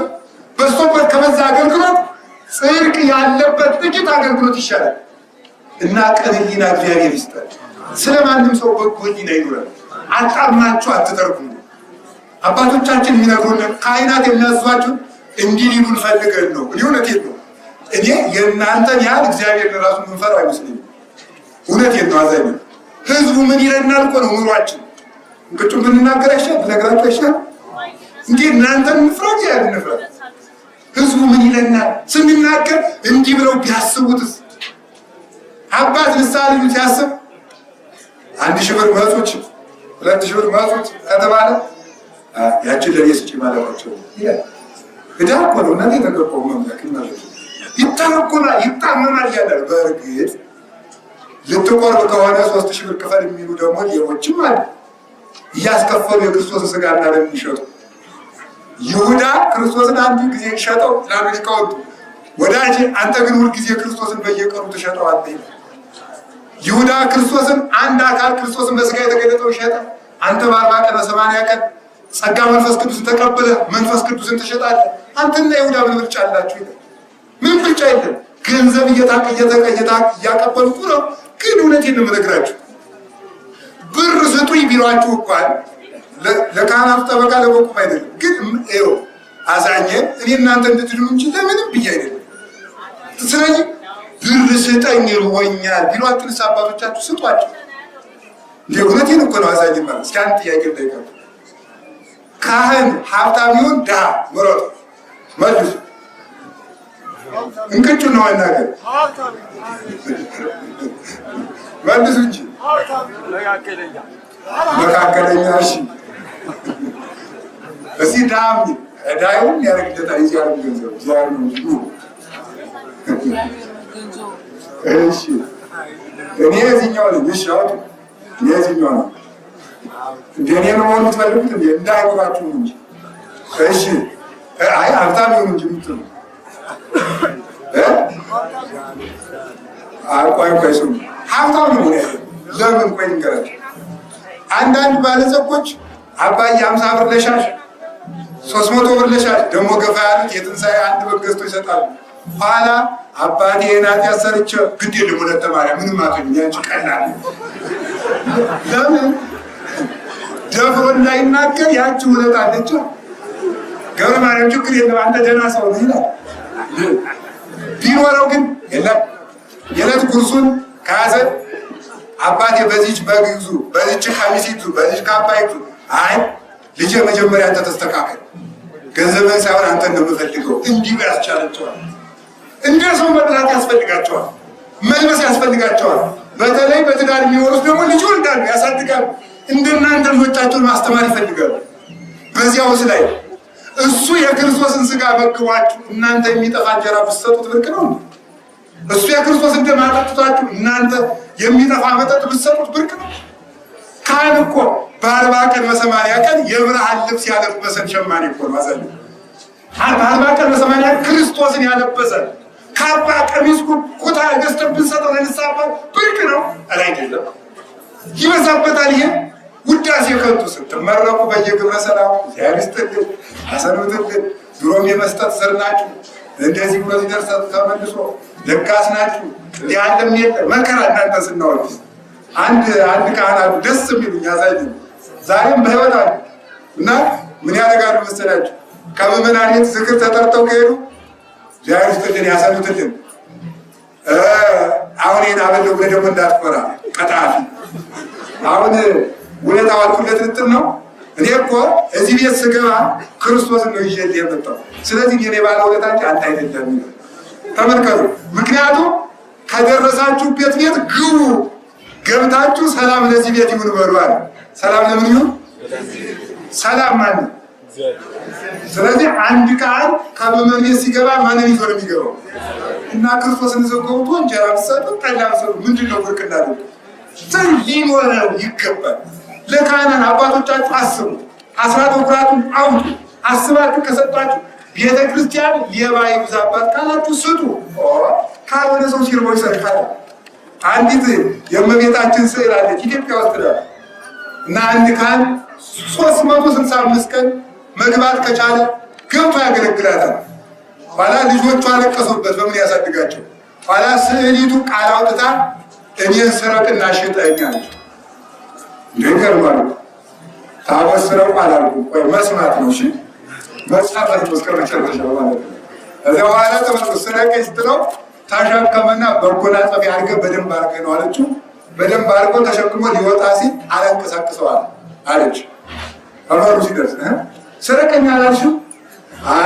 ካለበት ቦታ ላይ ሆነ እሪ በላለች። ጮኸ፣ እንደተሸከሙ ጮኸ። አላ ሰው ተሰብስቦ ሁላውን ዞር ቤተክርስቲያኒቱ ምን ሆነች ብሎ መጣ። ሲመጣ ተመልከቱ ምን ሆነ መሰላችሁ? አይ እሪን የማይዋላ አስወጣው ብላለ። ለምን ቆይ እንጂ አትግደሉኝ፣ እሪ ብዬ ጠሯችሁ ራሴ ቆይ ባላችሁ። ኋላ ከስዕሊቱ አፈጣና ስረቀኝ ያልኩት እኔ ነኝ፣ እሪ በል ያልኩትም እኔ ነኝ። ሁላችሁም አገልግሎቴን እንዳያቋርጥ አንዳንድ ጥጃ ስጡት አለች። ከዚያ በኋላ ተመልከቱ ሁሉም ሰው አንዳንድ ጥጃ ሰጠው። እስከ ዕለተ ሞቱ ድረስ እመቤታችን ሲያገለግል ኖረ። ይሄ ወሎ ውስጥ ደብረ ዘመድ የምትባል ገዳም ነው የተደረገው ማለት ነው። ስለዚህ ሁላችን ማሰብ ይገባል። ለሚያስፈልገው ነገር መፍረድ ይገባል። ይልበሱ። ክርስትና መኮሰስ አይደለም። ምን ጨነቃችሁ? አዲያ ቅዱስ ባስልዮስ ግን እንደዚህ አድርጎ የሚለብስ ለምንድን ነው? እስኪ ለምን በሉ አንድ ጊዜ ባሉ እንጂ እንዴት የወርቅ ካባ ይለብሳል? እንዴት ከወርቅ ወንበር ይቀመጣል? እንዴት የወርቅ መስቀል ይይዛል? እንዴት እንዲህ ያደርጋል ብለን ስንጠይቅ አባቶቻችን ምን ይላሉ? አንደኛ ስለ ክብረ ወንጌል በሉ። ስለ ክብረ ወንጌል ነው። አቤት ወንጌል የማልቃል ነው የእግዚአብሔር አጥሩ እንዴ? ታዲያ የእግዚአብሔር ቃል ክቡር ነው አይደለም? አዎ የወንጌልን ክብር በመግለጽ ወንጌል ከሕግ ሁሉ በላይ እንደሆነች ደግሞ እኛ ያለን በጣም የምንወደው ትልቅ ነገር ወርቅ ስለሆነ እኛ ያለን ይሄ ነው። አንተ የምትወዳትን ልዕልት ሕግ እንደሰጠን እኛም ማክበራችን በወርቅ ዘቦ ግምጃ እንገልጣለን ለማለት ለወንጌል ክብር የወርቅ ካባ ይለበሳል። ለስጋው ለሙክር አሁን ይሄ ሞጣይት ወርቅ ነው ስታዩት፣ ወርቅ ቅብ ነው ማለት ይሄ ስታዩት ወርቅ የተንቆጠቆጠ ነው። እንደዚህ የሆነበት ምክንያት ለምንድን ነው መሰላችሁ? በወርቅ ደም ገዝተህናል ማለት ነው። ስንቀድስ በወርቅ ደም ገዝተህናል። ሰው በወርቅ በግል ፍየልን ይገዛል። አንተ ግን ወርቅ ደምህን አፍሰህ በጎችህን ገዛህን፣ ዋጃህን፣ ከኃጢአት ባርነት አወጣህን። ወርቁ ንጹህ ነው፣ አፈር የለበትም። አንተም ንጹሕ ባሕርይ ኢየሱስ ክርስቶስ በአንደበትህ ክፋት፣ ሐሰት፣ በሰውነት ክፋት ሳይኖርህ ለእኛ ስትል መስዋዕት ሆን በማለት ለአክብሮተ ሥጋው ደግሞ ካህናት ወርቀ ዘቦ ግምጃ ለብሰው እንዲታዩ ከቃሉ ጋር ናችሁ? ከቃሉ ጋር ናችሁ? አሁን ይህም ቤተክርስቲያን ይሁን ይህም ቤተክርስቲያን በድንጋይ አጋጥመን በጭቃ መርገም ብንተወው እግዚአብሔር ይቀርበታል አይቀርበትም? እንዲህ አድርገን ቀለም ስለቀባ ነው ስለ እግዚአብሔር ይጨመርለታል አይጨመርለትም? አዲያ ለምንድን ነው እንደዚህ የምናደርገው? እኛ እንደው የአቅማችን ያህል መውደዳችን እንዲህ በማድረግ እንገልጣለን። ያለችን እንዲህ ማድረግ ነው። በቃ እኛ የምንችለው እንደዚህ ማድረግ ነው። አንተ እስከ መሞት ወደህና እኛ ደግሞ እንዲህ እስከ ማድረግ እንወዳለን። አቅማችን ከዚህ በላይ አይችልም ለማለት ነው። ኃይል ከሰጠህን ደግሞ ስጋችን ተመልከቱ፣ አይናችን ለፍላት፣ እጅግራችን ለሰንሰለት፣ ደረታችን ለውጋት አሳልፈን ሰጥተን ሰማዕቱን እናገለግልሃለን። ፍቅራችን በዚያ እንገልጣለን። ሱር ርእሰከ ለዘሷ ርእሶ በእንቲአከ ይላል። ተመልከቱ፣ ራሱን ለአንተ ሲል ለሰዋ አምላክ አንተም ራስህን ሰዋ ይላል። የመጨረሻው ፍቅር ክርስቶስ ራሱን መሰዋቱ እንደሆነ ሰው እግዚአብሔር መውደዱ መጨረሻው ራሱን ለክርስቶስ መሰዋቱ ነው። ሁለተኛ አሕዛብ በልብስ እንዲሳቡ። አሕዛብ በልብስ እንዲሳቡ፣ አሕዛብ ሃይማኖት የሌላቸው ሆድና ልብስ ይወዳሉ። ሆድና ልብስ ይወዳሉ። አሁን መብላት አለ አያረሳ አይደለም ወይ? ሲጾሙ ሆኖ ሲበሉ ማደር አይደለም ነው ነው መብላት። ይሄ ማለት ነው ቀን ግንዱ ሲሰሩ ነው ማታ በመዶሻ ማለት ነው። ሲጾሙ ነው ማታ ያለበትን ሲበላ የሚያድር ሰው ተመልከቱ። ሌሊት ይላል ሌሊተ ትዘር ወመዓልተ ትዘሩ ይላል። ተመልከቱ፣ ሌሊት ትዘራለህ፣ ቀን ትበትነዋለህ ማለት ሌሊት ስትጸልይ ታድራለህ፣ ቀን በወግ ትውላለህ። የሌሊቱ ጸሎት ቀን ተበተነ። ሌሊት የሸከፍከው ሲጸልይ አድሮ ቀን ወግ ሲያበዛ የሚውል መነኩሴ ሌሊት የሰበሰበውን ቀን የሚበትን ይመስላል። ሲጾም ውሎ ማታ አብዝቶ የሚበላ ሰው ደግሞ ሲሰራ ውሎ ማታ ግንብ እንደሚያፈርስ ሰው ነው። ሆድና ልብስ ይወዳሉ። ስለዚህ በልብስና በምግብ እግዚአብሔር ሰዎችን ይስባል። ለምሳሌ ቅዱስ ጳውሎስ ሄደና የማይበላው የሚበላውን አይቀፈው አለ። ምክንያቱም አይሁዳውያን አሕዛብን ኤረይ ሁሉ በአፍየ እያሉ ይሰድቧቸው ነበር። ሁሉ በአፍየ አይጡን ጉርጡን እየበላ ደግሞ ክርስቲያን ነኝ ይላል ሲሉ ጊዜ ቅዱስ ጳውሎስ የማይበላው የሚበላውን አይቀፈው ሲል መብላችን ካልነካማ ክርስቲያን እንሆናለን እያሉ አሕዛብ ክርስቲያን ሆኑ። ስለዚህ ተመልከቱ፣ ቁስላቸውን ሳይነኩ ክርስቲያን እንዲሆኑ ነው። ልብስ ለሚፈልጉት ልብስ። አቡነ ተክለ ሃይማኖት የጠንቋይ ልጅ ሲመጣ ምን ትፈልጋለህ አሉት። ጠላ አላቸው። ውሃውን ባረኩና ጠላ ጠጣ አሉ። አይ መርዝ ቢሆንስ ቅመስና ስጠኛል አላቸው። ዓርብ ማልዳ ነው። አይ ደቀ መዝሙራቸውን ቅመስለት አሉት። በጾሙ አባታችን አይ ልጄ ከጾምማ ፍቅር አይበልጥምን አሉ። ተበሉ እንደ ስራችሁ ግን ፍቅር ይበልጣል ያላችሁ ደግሞ እንዳትበሉ ማለት ነው። ምን ማለት መሰላችሁ? ስጋ የበግና የፍየል ስጋ እየጾምክ የሰው ስጋ በሐሜት የምትበላ ከሆነ ጾሙን ገድፈዋል። ጾም ተገደፈ የሚባለው እሱ ነው። ስለዚህ ፍቅርን አስቀድም። ስለ ውሃ አንዳንድ ጊዜ ይሄው ያሳዝናል። አሁን ሌላ ሃይማኖት ነው አልጠራው። ሲጾሙ ምራቄ ያገርፈኛል ብለው እንትፍ እያሉ ነው የሚጾሙ። ሰው ሲያርዱ ግን አያገርፋቸውም። ሰው ሲያርዱ የክርስቲያን ሬሳ ሲያቃጥሉ በሰው ደም እጃቸውን ሲታጠቡ ግን አይጨንቃቸውም። ምራቄ ያገርፈኛል ያለ ሰው የሰው ደም ነው አያገርፍም? የሰው ደም መጠጣት አይመራቸውም። የዲያብሎስ ልጆች መሆናቸው በዚህ ይታወቃል። የበኩር ልጆች መሆናቸው እስመ እምትካት ቀታሌ ነፍሰ ሰብ ውእቱ፣ እርሱ ከጥንት ጀምሮ ነፍሰ ገዳይ ነው። የነፍሰ ገዳይ ልጅ ነፍሰ ገዳይ ነው። የእፉኝት ልጅ እፉኝት ነው። አላ ተመልከቱ፣ በምግብ እንዲሳቡ አላጣጡ። ሲጠጡ ሲጠጣለት ያም ሰውዬ ያም አሕዛቡ ከመጣና ጠጣ። ከአሕዛቡ ግን የመጣው አለኝ ጠጣ ና እየሰመከ በዚሁ በቃ ነገም ዙረን አንድ እያረግኩ አጠጣለሁ አሉት አቡነ ተክለ ሃይማኖት። ኧረ እንዲህ እያደረግ የሚያጠጣኝ ከሆነማ ክርስቲያን እሆናለሁ ብሎ ክርስቲያኑ በመብል የመጣውን በመብል ለመሳብ። ስለዚህ አሕዛብ ቆሻሻ ካህናት ካባቸው ቆሽሾ፣ ቀሚሳቸው ቆሽሾ፣ ኩታቸው ቆሽሾ፣ ጥምጥማቸው ሻሻቸው ቆሽሾ አልፎ ቆሰስ ብሎ ሲታይ ክርስቲያን መሆን እንዲህ ብሎ መቆሸሽ ነው እንዳይሉ እኔም ክርስቲያን ሆን እንደዚህ አድርጌ ለብሳለሁ እንዳይሉ እንዲሉ ተመልከቱ። በዚህ ምክንያት አሕዛብ በልብስ እንዲሳቡ ምን አድርጉ? ካህናት ቅዱስ ባስልዮስ ንጹሕ ልብስ የለበሰው ለዚያ ብሎ ነው ይላል አባቶቻችን። ለዚያ ብሎ ነው እኔም ክርስቲያን ሆን እንደ ገሌ እሆናለሁ። እንዴት አድርጎ ያምራል! ክርስቲያኖች ንግግራቸው ሲያምር፣ ስርዓታቸው ሲያምር፣ አካሄዳቸው ሲያምር፣ ተክሊሉን አይቶ አረደም ክርስቲያን ነው ይላል። ሰርጉን አይቶ ጥምቀቱን አይቶ ክርስቲያን ነው ይላል። ወርቁን፣ መስቀሉን፣ ካባውን፣ ዳንጋውን፣ የካህናቱን ጥምጥሙን፣ ጥንግድርውን አይቶ አረደም ክርስቲያን ነው እንዲህ በልብስ እንዲሳቡለት እንዲያድርጎ ይለብስ ነበረ። ሶስተኛ ደግሞ ሕፃናት ተግተው እንዲማሩ በሉ እንጂ አሁን ሕፃናትን ቄስ ትምህርት ሲማሩ አትገጽ በል ስንለው ጸሎተ ሃይማኖት በል ሲባል ቅኔ ቁጠር ሲባል መጽሐፍ ተማር ሲባል እኔ ምን ሊያደርግልኝ ነው እንዳይ ተመልከቱ። እንደ ጳውሎስ ትሆናለህ ቢል ጳውሎስን አላየውም ያውቅልናል። እንደ ኤፍሬም ትሆናለህ ማነው ኤፍሬም ይላል። እንደ ቄርሎስ ትሆናለህ ቄርሎስን የታይቸው ይላል። ግን አሸብርቀው የለበሱትን አንድ መምህር እንደሳቸው አድርገህ እንድትለብስ ብንለው እኔ እሺ ግላስ ተብቼም አላለሁ ብሎ እንደሳቸው መጀመሪያ እኮ ቄስ ተማሪ ሲማር ተመልከቱ፣ ኋላ ነው ለነፍስ የሚል መጀመሪያ ሲማር ግን መጀመሪያ ሕፃን ሆኖ ሲማር መሐራ ካየ እኔም በትልቁ ሳህን እንዲሰጠኝ ብሎ ነው የሚማረው ማለት ነው። መጀመሪያ ሕፃን ሆኖ ሲሆን ማለት ነው በትልቁ ጽዋ እንዲሰጠኝ ይላል። በቃ በላይ እንድቀመጥ ግብረ ሰላም እንድጠራ ይላል። ኋላ ደግሞ ጥሩ አድርጌ ካባ እንድጠመጥም ሻሽ እንዳደርግ ጥሩ ካባ እንዲኖረኝ እንደ የኔታ ገኔ የወርቅ መቋሚያ እንዲኖረኝ የወርቅ ጭራ እንዲኖረኝ ይላል። ተመልከቱ። ከዚያ ቆይቶ ነው ደግሞ ተመልከቱ፣ ቆይቶ ምን ይላል ደግሞ እንድቀጠር ይላል። ደግሞ ከፍ ማለት ነው ማለት ነው። እንድቀጠር ይላል፣ ቆይቶ እንድድን ይላል ማለት ነው። እንድድን ይላል። ከመዳን የሚደርሰው ቆይቶ ነው። ሕፃናት ተግተው እንዲማሩ ባስልዮስ የወርቅ ካባ ለብሶ ይታይ ነበረ። በዚህ መፍረድ እንዳይገባ ቅዱስ ኤፍሬም አስተማረ። እሱ ግን በውስጡ የማቅ ጉንዳ ማቅ ታጥቆ ይኖር ነበረ።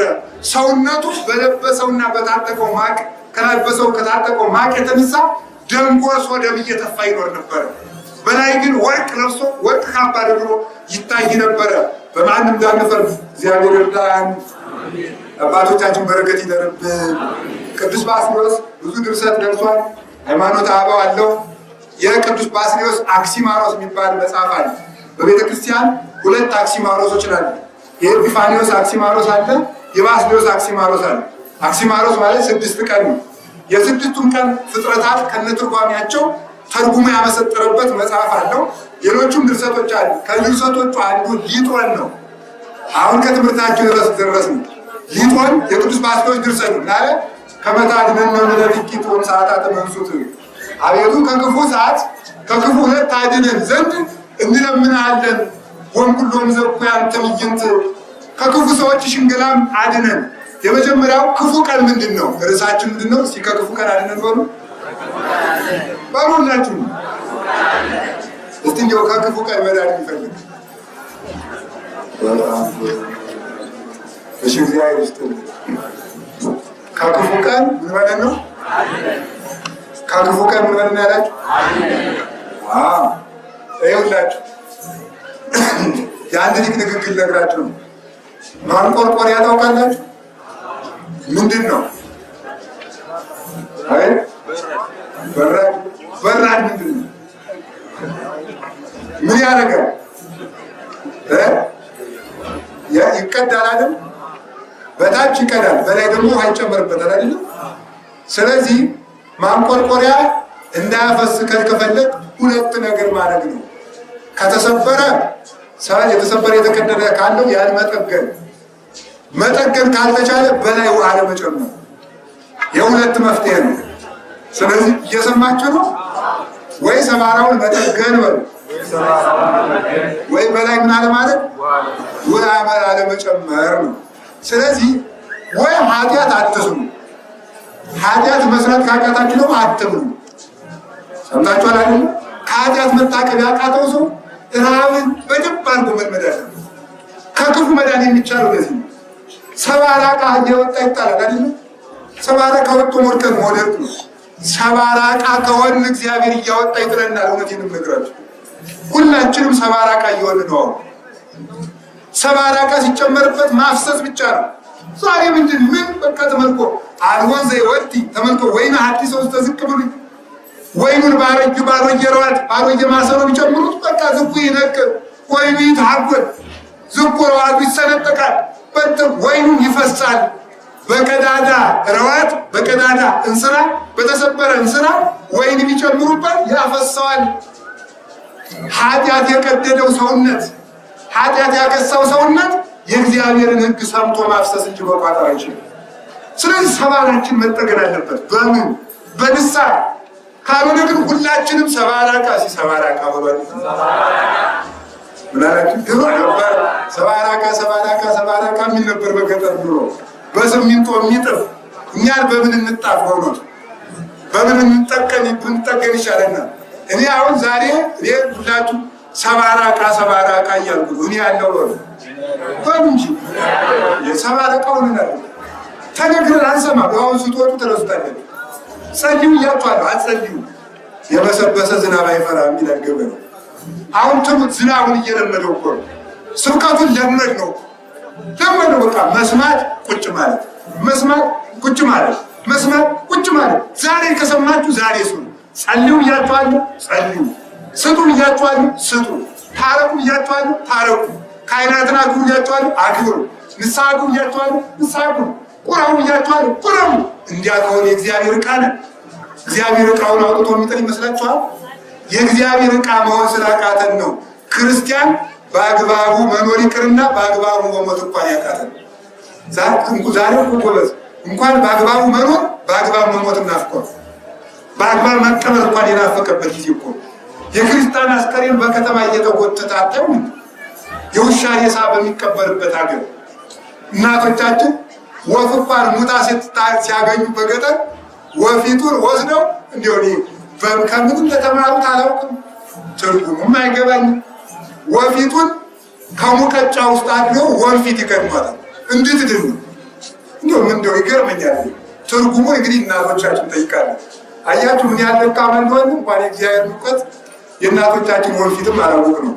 ለምን እንደሚያደርጉት ያደርገው ለወፍ ያዝናሉ። ስሬ ብለው ጤፍ ሲያበጥሩ በቆሎ ሲለቅሙ ለወፎቹ ብለው ጥሬ ስሬ ብለው ደፍተው የሚተው ሰዎች አሉ። ለጦጣና ለዝንጀሮ ብለው እህላቸውን ሲያጭዱ ጨርሰው የማያጭዱ ሰዎች አሉ። አልፈው አልፈው የሚተው ገበሬዎች ማለት ነው።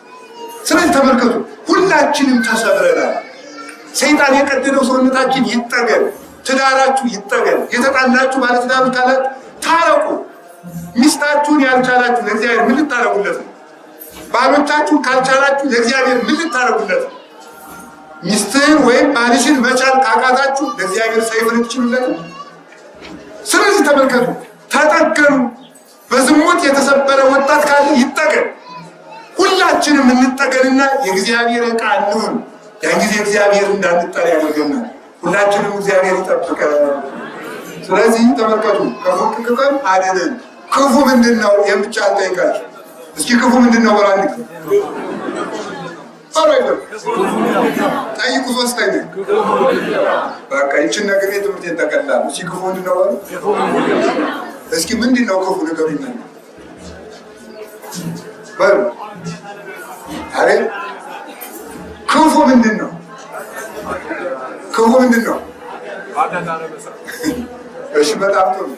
ትንቢተ ኢሳይያስ ምዕራፍ 46 ላይ እንደሚል ቃል አለ። እኔ እግዚአብሔር አምላካችሁ ብርሃንና ጨለማን ክፉና ደግን እፈጥራለሁ ይላል። እግዚአብሔር ክፉ ይፈጥራል። እግዚአብሔር ክፉ ይፈጥራል። መልሶ እፈጥራለሁ አለ እኮ ራሱ። እግዚአብሔር ክፉ ይፈጥራል። ኧረ በሉ እፈጥራለሁ አለ እኮ እንዴ! እግዚአብሔር ክፉ እፈጥራለሁ አለ። ውሸታም ምትሉ ነው? ይፈጥራል አይፈጥርም? እስቲ ይፈጥራል እንዴ? አይፈጥርም። ሁለታችሁ እንዴት ተወሩ? አይፈጥርም ያላችሁ እፈጥራለሁ ብሏል። ይፈጥራል ያላችሁ እግዚአብሔር መልካም ነው ይላል። እንዴት ታረጉ? እግዚአብሔር ክፉ ይፈጥራል። እግዚአብሔር ክፉ ይፈጥራል። እንግዲህ በቃ ወይ ትምህርቱን እናቋርጠው ወይ አንድ ሁኑ። አንድ ፈላስፋ ሄዶ ዛሬ የምንማማርበትን ርዕስ ታውቁታላችሁ አለ ለተማሪዎች። አናውቅም አላወቃችሁ አላስተምርም ማለት ኋላ በመለገው ሲመጣ ዛሬ የምንማማርበት ርዕስ ታውቃላችሁ? እንዲያስተምረን እናውቃለን እንበለው ብለው እናውቃለን አሉ። ካወቃችሁ ላወቀ ሰው አላስተምርም ማለት። ከዛ ሶስተኛ አናውቅም እናውቃለን እንበለው አሉ። እንቃፈልና ብለው ተማክረው ቆዩ። ዛሬ ምን እንደማስተምራችሁ ታውቃላችሁ? አናውቅም እናውቃለን። የምታውቁት ለማያውቁት ንገሯቸው ብሏቸው። ስለዚህ እግዚአብሔር ይፈጥራል። እግዚአብሔር ክፉ ይፈጥራል። እግዚአብሔር ክፉ ይፈጥራል። መስማት ነው። ሰምቶ ነው በኋላ የሚፈረድ። እሺ ሳይሰሙ መፍረድ ነው። እግዚአብሔር ክፉ ይፈጥራል። ምን ማለት ነው? ግን ክፉ ምንድን ነው? ቆይ ስሙ እንግዲህ ረሃብ ክፉ ነው አይደለም? አሜን። ረሃብ ክፉ ነው አይደለም? አይደለም። አልዓዛርን ምን ጎዳው? ገነት አወረሰው እንጂ ይላል ዮሐንስ አፈወርቅ ነብይ። ይህችን ሲተረጉ ለዚህች ለትንቢተ ኢሳይያስ ምዕራፍ 46 ብቻ አንድ መጽሐፍ አለ። ረሃብ ክፉ አይደለም። አልዓዛርን ምን ጎዳው? ድህነት ክፉ ነው አይደለም? በሉ እንጂ ሐዋርያት ድሆች ነበሩ። ምን ጎዳቸው? ጴጥሮስ አንድ አህያ ብቻ ነበሩ። ምን ጎዳው? ሐዋርያ ያደረገው እንጂ። ዮሐንስ አንድ የዓሣ መረብ ብቻ ነበረው። ምን ጎዳው? ወይ ታምር ነገር። ሰይፍ ክፉ ነው አይደለም? ሰይፍ ክፉ ነው አይደለም? አይደለም። ዮሐንስ መጥምቅን ምን ጎዳው? አንገቱን ቢቆርጡት ክንፍ አውጥቶ በረረ። እሳት ክፉ ነው አይደለም? አይደለም። ሰለስቱ ደቂቅ ምን ጎዳቸው? እሳት ገብተው ሞቱ። በበርሚል የሚፈላ ውሃ ክፉ ነው አይደለም? አይደለም። ቂርቆስ እየሮጣ ምን ጎዳቸው? በመንኮራኩር መፈጨት ክፉ ነው አይደለም? አይደለም። ጊዮርጊስን ምን ጎዳው? ፈጭተው አቃጥለው አመድ አድርገው ዘርተው አረፍን እንግዲህ እያሉ ሲሄዱ ቆዩኝ አብረን እንግዲህ እያሉ ምን ተከተላቸው? ምን ጎዳው? በመጋዝ መሰንጠቅ ክፉ ነው አይደለም? አይደለም። ኢሳይያስን ምን ጎዳው? ሐውር የጉድጓድ መንጎርጎር ክፉ ነው አይደለም? አይደለም። ዳንኤልን ምን ጎዳው? ከጉድጓድ መጣል ክፉ ነው አይደለም? አይደለም። ጎርጎርዮስ ዘአርማንያ ምን ጎዳው? ከገደል መንጎርጎር ክፉ ነው አይደለም? አይደለም። ተክለ ሃይማኖት አባታችንን ምን ጎዳቸው? ተዘቅዝቆ መጸለይ፣ ሲጸልዩም ገመዱ መቆረጥ፣ ወደ ገደል መውደቅ ክፉ ነው አይደለም? አይደለም። ገብረ መንፈስ ቅዱስን ምን ጎዳቸው? መርዝ ተበጥብጦ መጠጣት ክፉ ነው አይደለም? አይደለም። እና አቡነ በጸሎተ ሚካኤልን እነ ቅዱስ ጊዮርጊስን ምን ጎዳቸው? ምንም አልጎዳቸው። ሰይፍ ጦር ሁሉ ክፉ አይደለም። ረሃብም ክፉ አይደለም። ማጣትም ክፉ አይደለም። ክፉ ዳኛስ ክፉ ነው አይደለም? አይደለም። ናቡከደነፆር ሰለስቱ ደቂቅ ምን አድርጓቸዋል? አውሬውን ወደ በግ ለወጡት። የእነሱ ደግነት አባ ጊዮርጊስ ዘጋስጫ እንዲህ ይላል፣ ሕፃን ልጅ ከቤት እያለ እናቱ ጥላው መንገድ ብትሄድ እባቡን ይጨብጠው አይበላውም ይላል። እኔ ይገርምኛል። የሕፃኑ ደግነት የእባቡን ክፋት ይሽረዋል ይላል። የሕፃኑ ደግነት የእባቡን ክፋት ይሽረዋል። እንደ ሕፃናት ካልሆናችሁ መንግስተ ሰማያት አትገቡም ያለ ለዚህ ደግነት ካለ መርዙን መለወጥ እንችላለን። እባቡን ለማዳ ማድረግ እንችላለን። አስባለሰው እናለምደዋለን። የበሉን እንኳን አውሬ ቢሆኑ የአውሬ ጠባያቸውን መልሰዋል። የአቡነ ገብረ መንፈስ ቅዱስ ትዝ አይላችሁም? የአቡነ ሳሙኤል ዘዋልድባን አንበሳ የአቡነ ገብረ መንፈስ ቅዱስ አንበሶች ቁርጥምጥም አድርገው በኋላ አቡነ ገብረ መንፈስ ቅዱስ ወጣው የኔን ትቢያ ልሳችሁ ኑሩ ተባላችሁ እንጂ ስጋ ብሉ ተብላችኋል፣ በሉ ትፉ አሏቸው። ተፉ። የበሉትን አጥንት አስተፏቸው። እናንተ አጥንትና ጅማቶች ስጋዎች አልዓዛርን ባስነሳው በጌታ በኢየሱስ ክርስቶስ ስም እንድትነሱ አዛችኋለሁ። አንበሳው ከሞተ በኋላ ተነሳ። ምን ይጎዳል? ውሃ ሙላት ይጎዳል? አልጎዳም። እነ ሙሴን ምን ጎዳቸው? አረፍት በይም አረፍት በዝግ ተራራውን እንደ ግድግዳ በቀኝ በግራ ቆመው ተሻገሩ። ጨለማ ምን ይጎዳል? ማንም ምንም ጎድቶ ያውቅ። እሳት ወደ እሳት ወረውርሻለሁ ሲላት ቅድስት አርሴማ ምን ተይሬሰው እሳት ለወርቅ ዘይወዳ ያሰሪው ወርቅ እሳት ወርቅን ያጠራዋል እንጂ ምን ያደርጋል? ጣለኝ አለች። ከዚያ ሲጥሏት ተመልከቱ። ምን የቆገሩ ነው። ከዚያ ወርውሮ ሲጥሏት ደስ እያላት እሳቱ ላይ ማመስገን ጀመረች። እነ ቅዱስ አግናጢዎስ ለተራቡ አንበሶች እንወረውርሃለን ሲሉት ቅዱስ አግናጢዎስ ዘአንጾኪያ ጥሩ ነዋ፣ ስንዴ በወፍጮ ተፈጭቶ እህል በወፍጮ ተፈጭቶ ስጋ በቢላዋ ታርዶ ለእግዚአብሔር ንጹሕ መስዋዕት እንዲሆን እኔም በአንበሶቹ ጥርስ ተፈጭቼ ለአምላኬ መስዋዕት እሆናለሁ። ምን ትጎዱኛላችሁ? አንበሳው ቢቆረጥመኝ ለክርስቶስ መስዋዕትነት እየተፈጨው ነው አለ። እንደ ንጹሕ መገበሪያ ለኢየሱስ ክርስቶስ መስዋዕት ሆነ ዘንድ እባካችሁ አንበሶችን ቶሎ ፍቷቸው አለ። ቶሎ ፍቱልኝ አንበሶችን አለ። ቶሎ ፍታከም ቆረጠሙት። እነሆ ለኢየሱስ ክርስቶስ መስዋዕት ይሆናሉ እያሉት እንጂ ለሰው ልጅ ጉዳቱ ምንድን ነው? ሰይጣን ክፉ ነው አይደለም? አይደለም። ዛሬ ችግር አመጣው መሰለኝ። ሰይጣን ክፉ የማይሆንበት ለማን ክፉ እንደማይሆን ነግራችሁ። አቡነ ተክለ ሃይማኖት ቁሞ ሲጸልዩ አጋንንት እንሂድ ሲሉ ሰሟቸው። ብለው ጸሎታቸውን አቋረጡ። አጋንንቱ መጡና ሲደበድቧቸው በድንጋይ አንተ በዝሙትም እምቢ አልከን፣ በሹመትም እምቢ አልከን፣ በገንዘብም እምቢ አልከን፣ በክደትም እምቢ አልከን፣ ብናስገርፍም እምቢ አልከን፣ ምን ይሻላል ብለው በድንጋይ ሲቀጠቅጣቸው ሌሊቱ እስኪነጋ እስከ ይደቅቅ አጽሙ ይላል አጥንታቸው እስኪሰበር ድረስ። ኋላ ቅዱስ ሚካኤል ወጥቶ አጋንንቱን አባሮ ቁስላቸውን ዳስሶ ፈወሳቸውና አንተ የሁሉ መከራ ሲጸናበት አታማትብም አላቸው። ቅዱስ ሚካኤል ምን ጨነቀኝ ብዬ ነው የማማትበው? ካማተብኩማ አጋንንት ይሸሻሉ፣ ከሸሹ ደግሞ አይደበድቡኝም፣ ካልደበደቡኝ ክብር አይጨመርልኝም አለ። ተመልከቱ፣ ሲደበድቧቸው ክብር ተጨመረላቸው እንጂ ሰይጣን ጎዳቸው። ስለዚህ ተመልከቱ፣ ሃይማኖት ላለው ሰው ሰይጣንም ቢሆን አይጎዳውም፣ አገልጋይ ይሆናል እንጂ። ሰይጣን የሚያመጣውን ጾር ለአገልግሎት ይጠቅሙታል። ሰይጣን ብልሃቱ ትዝ አይላችሁም እንዴ? አባ ሚልኪ ከበረሃ ካለበት ለማስወጣት አውቆ ከንጉሱ ልጅ ላይ አጋኔን አድሮ አባ ሚልኪ ካልመጣ አልወጣም አለ።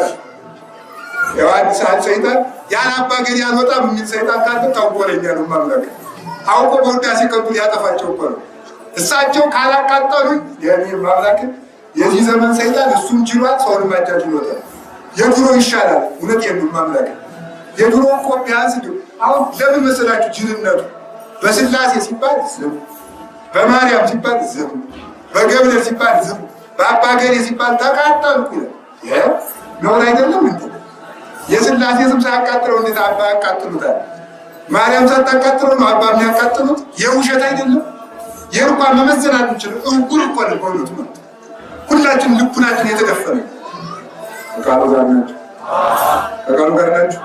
እንጉርስ ብትሆኑ በደል ባልሆነባችሁ ነበረ፣ ግን እናያለን ትላላችሁ። የልቡናቸው ያለ ተደፈነ ያለ ጌታ ለዚህ ነው ጌታ ነው ያለ እኔንም እናንተም። ስለዚህ ተመልከቱ፣ አባ ሚልኪ ካልመጣ አልወጣም አለው። እሺ እኔም እመጣለሁ ዋጋ እናገኛለን ብለው የሄዱበትን ነው አስወጡት። ወጣ።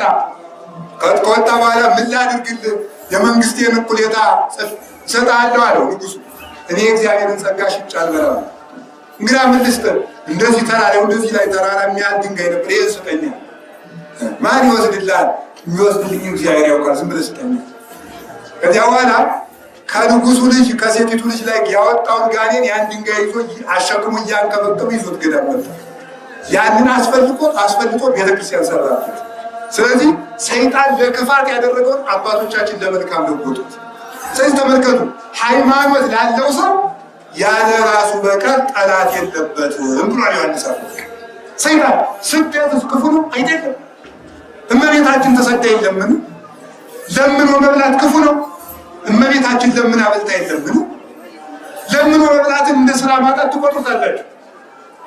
ለበረከት ብለው እየቻሉ የሚለምኑ አባቶች እንዳልመጣው ተማሪዎች ሁሉ እውነትን ከልብ ነው የምነግራችሁ። ተማሪ እንደናንተ ቆፍሮ መብላት አቅቶት ነው።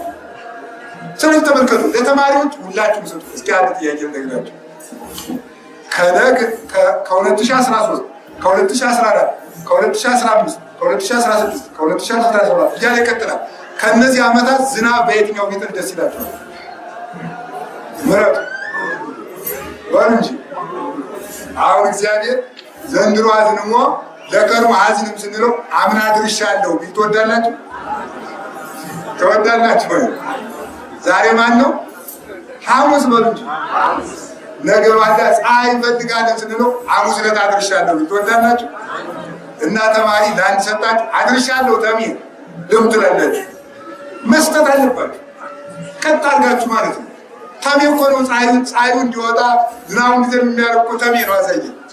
እኔ በረሃ ገብቶ ከተቀመጠ መነኩሴ የሚማር ተማሪ ነው ጻድቅ።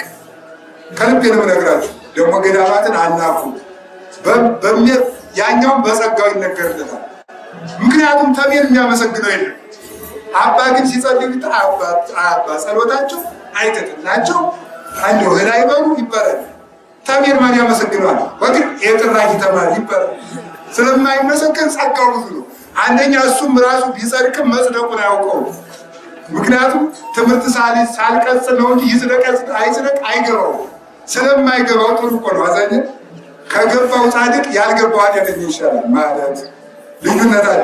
አሁን አንድ አባት አሉና 48 ዓመት አንድ መምህርን ጠላ እየጠመቁ ሲያገለግሉ የኖሩ ናቸው። አንድ ጉባኤ ቤት ነው ያለው። 48 ዓመት ውሃ እንኳን ይዘው ሴቶች ውሃ ቀርተው ሲያመጧቸው አይቻልም የሚሉ ጠላውን የሚጠምቁ ራሳቸው ናቸው። ድውይ ይፈውሱ ነበር። አቡነ ዘበሰማያት በላይ ምንም አያውቁ። እስከ የትም ቦታ ጠላቸው ተጠምቆ ተልቆት ድውይ ይፈውሱ ነበር። አያ ተመልከቱ። ቆመው ሲጸልዩ ያድራሉ። አላ አባ ምኑ ነው ግሎት ያበጠ ሲባል ቁም የማድርበት ልጅ ይላል። አይባልም እኮ ውዳሴ ከንቱ ነው። ግን እሳቸው ውዳሴ ከንቱ ነው አያውቁትም። ደግ ስለሆኑ ማለት ነው። ተመልከቱ። ስለማያውቁት ቁም የማድርበት ለጸሎት ተገትር የማድርበት ይላሉ። ደግነት እኮ ነው የሚበልጠው አዛኝ ማለት ነው። ከሚራቀቅ ጻድቅ ነኝ ብሎ ከሚራቀቅ ከሚመጻደቅ ይልቅ በደግነቱ የዋ ተሜ መጽደቁን አያውቀው። በቃ ሰላም ለዝክረስ በቀስ በመሐላ እሱ እያለ በቃኞች እየደገመ ባልንጀራው ቆፈዳውን ከፈታበት አታረፍ ይላል። አቋርጦ ማለት ነው። ደግ ነው። ስለዚህ እሱ ይበድን አይበድን አይገባው። በቃ የሚላትን ካለ እግዚአብሔር አጣማር ካለው መቋሚያው ላጥ አድርጎ ይደበድባል። የእኮ ክፋት አይደለም፣ ስድ በጎነቱ የበጎነት ፉክክር እኮ ነው ማለት ነው። ማየቱን ሲዘሙት ሲጸለጹት በቃ በፉክክር ሁላ ይሉታል እስኪገባቸው ድረስ። አዲያ እግዚአብሔር ቅድም እንዳልኳችሁ እንደ ልጆች ደግነት ነው የሚያየው እንጂ አይቆጣም። አሁን ማየት ላይ ቢጣል ካህናት ሰዓታት ሲቆሙ ቢጣል እግዚአብሔር ዙረው ክፋት ቄም ካረጉት ነው እንጂ ዝም ብለው ተጣልተው ከወጡ ዙረው ከታል አይከፋው። አሁን ሕፃን ልጅ ስኳር ደፍቶ ሲመጣ ጎሽ ልጅ ብላ እናቱ ትስማው ጥሩ እኮ አላረገም። አዲያ ግን ሲያበላሽም ልጅ አይደል መቼስ ልጅ ስለሆነ ልጆች ስላልበሰልን አንድ የመጽሐፍ ተማሪ እንዲያው አባላቸው አንድ ትልቅ አባት ይሉ እንዲያው ስሰብክ ደስ እያለኝ እንደው ምን ላድርግ አላቸው። ስሰብክ ሰው ሊቅ ነህ ሲለኝ ደስ ይለኛል። ጥሩ እኮ ነው ልጅ ስለሆንክ ነው። ልጅ እኮ ሲያበላሽም ጥሩ ነው ሲሉ ደስ ይለዋል። ምክንያቱም ሊቅ የሆነ እንዳይመስለው ነው። አያችሁ የአባቶቻችን ጥበቡ። ስለዚህ ትክክለኛ ሊቅ ስለሆንክ ሳይሆን ልጅ ሲያበላሽም ጎሽ ነው የሚባለው እና ልጅ ስለሆንክ ነው ብሎ መለሱለት ማለት ነው። ከቃሉ ጋር ነው እግዚአብሔር ከሁላችን ጋር ነው። እንግዲህ ለምኖ የሚበላም ለምኖ መብላትም ክፉ ቢሆን ኑሮ አንዳንድ ጊዜ ለምኖ ሲበላ ሲሰደድ በዓለም ሀገር የሚኖሩ ወቶቻችን አሉ። በአሜሪካ በየት የሚገሩ ወቶች ወንድሞች አሉ። በየትኛው ማለት ስደቱን እንደ ኃጢአት ምልክት አድርገን እንቆጥረዋለን። ምልክት አይደለም፣ የኃጢአት ምልክት አይደለም። ለምኖ ተሰዶ መኖር ኃጢአትም አይደለም ጽድቅም አይደለም። ካወቅበት ስደቱም ይጠቅማል፣ ካላወቅበት ርስቱም አይጠቅም። ሁሉም እንዳያያዙ ስደትም ክፉ አይደለም። ድንግል ማርያም ተሰዳ ለምና በልታለች። ልመናም ክፉ አይደለም፣ መጠማትም ክፉ አይደለም፣ መታሰርም ክፉ አይደለም፣ መጣልም መናቅም መዋረድ መሰደብም ክፉ አይደለም። ምራቅ ቢተፋብን ክፉ አይደለም፣ ተራቁተን ብንሆን ክፉ አይደለም። እንግዳ ምንድን ነው ክፉ ማለት? ለሰው ክፋቱ ራሱ እስኪ ለሰው ክፉ ራሱ ነው በሉ እንጂ አይባችሁ። ለሰው ክፉ ማን ነው? ቅዱስ ዮሐንስ አፈወርቅ ተሰጥቶ በረዶ ባለበት ሀገር ውጋት ከፍተኛ የልብ ህመም ያለበት ተሰዶ በበረዶ ከሚኖርበት አንዲት የእሱ ህመም የሚያሳስባት ሲያመው የምትታመም አንዲት ምዕመን ነበረች እና ያችን እሱ በመታመሙ ምክንያት በእሱ ሀሳብ ታመመች። የቤተክርስቲያን ትክክለኛ አባት እንዴት መከራ ደረሰበት ብላ ደብዳቤ ሲጽፍላት ምን ብሎ ጻፈላት? እግዚአብሔር ከዚህ በላይ ምን ያደርግልኝ ብለሽ ነው? እንዴ ይገርማል። ተሰዶ የሚበላው የለውም። በውጋት እየተሰቃየ ሰው እንደ ዓላማ ብቻዬን አድርጎኛል፣ እንዳልጠግብ ደግሞ በረሃብ አስቀምጦኛል። እግዚአብሔርማ ውለታው ውሎልኛል አለ። ስለዚህ አባቶቻችን መከራውን እንደ ሽልማት ይቆጥሩታል። መከራ ይላሉ። ተመልከቱ፣ መዛግብተ ጸጋ ናቸው ይላል መጽሐፍ መነኮሳት። የጸጋ ግምጃ ቤቶች ናቸው። የጸጋ ግምጃ ቤት ሆኑ። ስደት ውስጥ ርስት አለ፣ ረሃብ ውስጥ ምግብ አለ፣ መራቆት ውስጥ ልብስ አለ፣ መዋረድ ውስጥ ክብር አለ፣ ባርነት ውስጥ ነፃነት አለ፣ መገፋት ውስጥ መክበር አለ፣ መናቅ ውስጥ መከበር ይኖራል። ስለዚህ ነው የምንሰቃየው። መሞት ውስጥ ሕይወት አለ። እየሞትን ለዘላለም እንኖራለን። ስለዚህ ወገኖች መከራን ከምንፈራ ራሳችን ብንፈራ ይሻላል። ራሱ ሁልጊዜ እየፈራ ነው። ማንን እንፍራ? ሰይፍን አይደለም በሉ እንጂ ስትፈጭ ውላ አቦካሽ ባተላ አይደለም በሉ። ሰይፍን አይደለም በሉ። ረሃብን፣ ጦርነትን አሁን አልመጣ ሲባል መጣ ሲባል ሽብር አላይሰውም ሆድ ስለሆነ እኮ አሁን ያልመጣውን ያህል ቤተክርስቲያን ተቃጠለ ሲባል ተሸብራችኋል። አረብና ሆዳችን እንዳምላክ እኮ ነው የሚፈራው። ሆዳችን እንደው ስንፈራው ጭንቅ ይለኛል፣ ጨጓራ አለብኝ፣ ስኳር አለብኝ፣ ባላሳብ ካለኝ ይቸግረኛል፣ ሐኪም አዞኛል። የሐኪሙን ትእዛዝ አድርገን የምንጠነቀቅለት ለሆድ ስለሆነ የካህኑ ትእዛዝ ግን አይጠብቀው ሰው ማለት። ስለዚህ ተመልከቱ፣ አትሸበሩ። ያልመሰውን አንበጣም አትፍሩት። መፍራት የሰውን አንበጣ ነው። የሰው አንበጣ የሰው ደም በቃኝ የማይሉ አንበጦችን ነው መፍራት። ንስሐ ሳንገባ የሚቀስፉንን አንበጦች፣ የራሳችን ኃጢአትን በቃኝ የማንል ሁልጊዜ መስረቅ፣ አምናን መስረቅ፣ በአዲስ ዓመትም መስረቅ፣ በልደትም መስረቅ፣ የጥምቀትም መስረቅ፣ የትንሣኤም መስረቅ፣ የፍልሰታ መስረቅ፣ የፍልሰታ ፋሲካ መስረቅ፣ ዓመት እስከ ዓመት መስረቅ፣ አምናም እንቅልፋ ዘንድሮም እንቅልፋ፣ አምናም ሆዳ ዘንድሮም ሆዳ ያለ የራሳችን ሰውነት ነው ለሰው ጠላቱ ራሱ። ስለዚህ የራሳችሁን ፍሩት። ምን ማለት እንፍራው? በገደል ጫፍ ላይ ስትሄዱ እንዴት ያላችሁ ነው የምትሉ? ጀብ ብላችሁ ቀስ ብላችሁ ነው። እስኪ ቀስ ብለን በሉ ቀስ ብላችሁ ኑሩ። ገደል እንዳትሉ ቀስ ብላችሁ ዘፈኗን ቀስ አድርጓት፣ ጭፈራዋን ቀስ አድርጓት፣ ጥጋቡን፣ ዝሙቱን፣ ድንቂያውን ቀስ አድርጓት። አትጥገቡ። እግዚአብሔር ልክ ሲኖረን እግዚአብሔር በልክ አድርጎ መከራውን ከዱካ ለእግዚአብሔር የቁም ነገሩ አይደለም። አልመጣ ኩኩባ ምን አባጨቋ ለእግዚአብሔር ቁም ነገር አይደለም። ለክርስቲያን ይሄ ቁም ነገሩ አይደለም። እንጀራ መብላት መጠጣት ቁም ነገራችን አይደለም። እግዚአብሔር እንኳን ለኛ ለጅቡ አብልቶ ያለ እኔ በህይወቴ በቁሜ በኖርኩበት ጊዜ ከታዘቧቸው ከሚገርሙ ነገሮች አንዱ ጅብ ነው። አንድ ቦታ የቆየሁበት አካባቢ በጣም ብዙ ጅብ አለና ሌላ ቦታም ተናግሬዋለሁ። እና ሌሊቱን ሙሉ በቃ በ5 ሰዓት ጀምሮ ያው እኛ ተማሪ ነን ስናጠና በ6 ሰዓት ሙሉ ያሽረዋል የጮት። እኔ የሚገርመኝ ግን በዚህ አካባቢ አንድ አህያ ሙቶ አይቻልም። እና ምን በልቶ እንደሚያድር ይደንቀኛል። ምን በልቶ ያድር? ሌሊቱን ሙሉ ሲፈክር ነው የሚያድር። ሌሊት ካህናት አባቶችም ወደ ማይሌስ ሲሄዱ በመንገድ በቃ እኔ ራሴ ብዙ ቀን አግኝቼዋለሁ። 4-5 ቀን በላይ አዛኝን አግኝቼዋለሁ። 3-4 ነን ስንነገር ከመዛሙርቱ ነው። ግን ምን እየበላ ነው እንደዚያው በሚዘለው? እግዚአብሔር ያውቃል። አቤት ቅማል በልቶ የሚያድር፣ ቁንጫ በልቶ የሚያድር፣ ትኋን በልቶ የሚያድር፣ ጓጉንቸር በልቶ የሚያድር፣ ጅብ በልቶ የሚያድር ጻድቅ ስለሆነ ነው? ጸሎተኛ ስለሆነ ነው? ስለሚያስቀድስ ነው? ንስሐ ስለገባ ነው? ፍጥረት ስለሆነ ነው? ፍጥረት ስለሆነ ነው። ምግብ ለማግኘት ፍጥረት መሆን በቂ ነው። ፍጡር ነን አይተውን መድኃኒት እንኳን እኛን ከድንጋይ ስር ያሉ ትሎችን አብልቶ ያሳፍራል። ማሰብ ያለብን እንዳንጠፋ ነው። ለነፍሳችን እናስብ፣ ለስጋችን እግዚአብሔር ያስባል። እኛ መጀመሪያ እናስቀድም።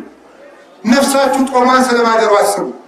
ቃለ እግዚአብሔር ስላለመስማቷ፣ ስላለመጸለያችን፣ ስጋው ደግሞ ሳንቀበል ዘመን ስለማለፉ፣ የክርስቶስ ማዕድ በተዘረጋበት የጥጋብ ዘመን የክርስቲያኖች ጾሚያ እስኪ ስጋው ደግሞ ማትቀበሉ እጃችን ነው። ከፍ እኔ እቀበላለሁ። አውጡ ማትቀበሉ አውጡ። በደንብ አድርጋችሁ እግዚኦ መሐረነ ክርስቶስ ነው። ስጋው ደግሞ እንዳትቀበሉ ድርቅ የመጣችሁትን አንበጣ መፍራት። ይሄ ከሰጥቷችሁ አጣሉ። ምህላ መያዝ ለዚህ ነበር በእውነቱ። አሁን ምህላ እየተደረገ ነው። አንበጣውን ጦርነቱ እንዲቀር የጎንደር ምህላ የታመነ ነው፣ እየተደረገ ነው። ሰውን ሰይጣን አንበጣ ሆኖ እስከ ስጋው ደግሞ አርቆታል ብለን ምህላ ብንስሩ አይደለም።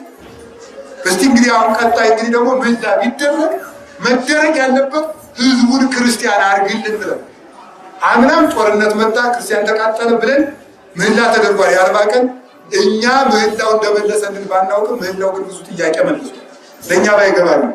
ግን አሁን እስኪ ደግሞ አንድ ጊዜ እውነቴን ነው አሁን እዚህም የምህላ አስተባባሪዎችም ይኖራሉ። በሆነ ጊዜ እስኪ ክርስቲያን አድርገን ብለን ምህላ ነው። እስኪ ክርስቲያን አድርገን ነው። ክርስቲያን ብንሆን በሁሉ ቀላል ነው በእውነት ማለት የሰናፍጭ ቅንጣት ታክል እምነት ቢኖራችሁ እሱን ማለት ሁላችሁ ወደዚያ ተራራ ዙሩ ላይ ይሁን። እስኪ አንድ ጊዜ ተነቀል በሉት። ተነቅሏል ተነቅሏል።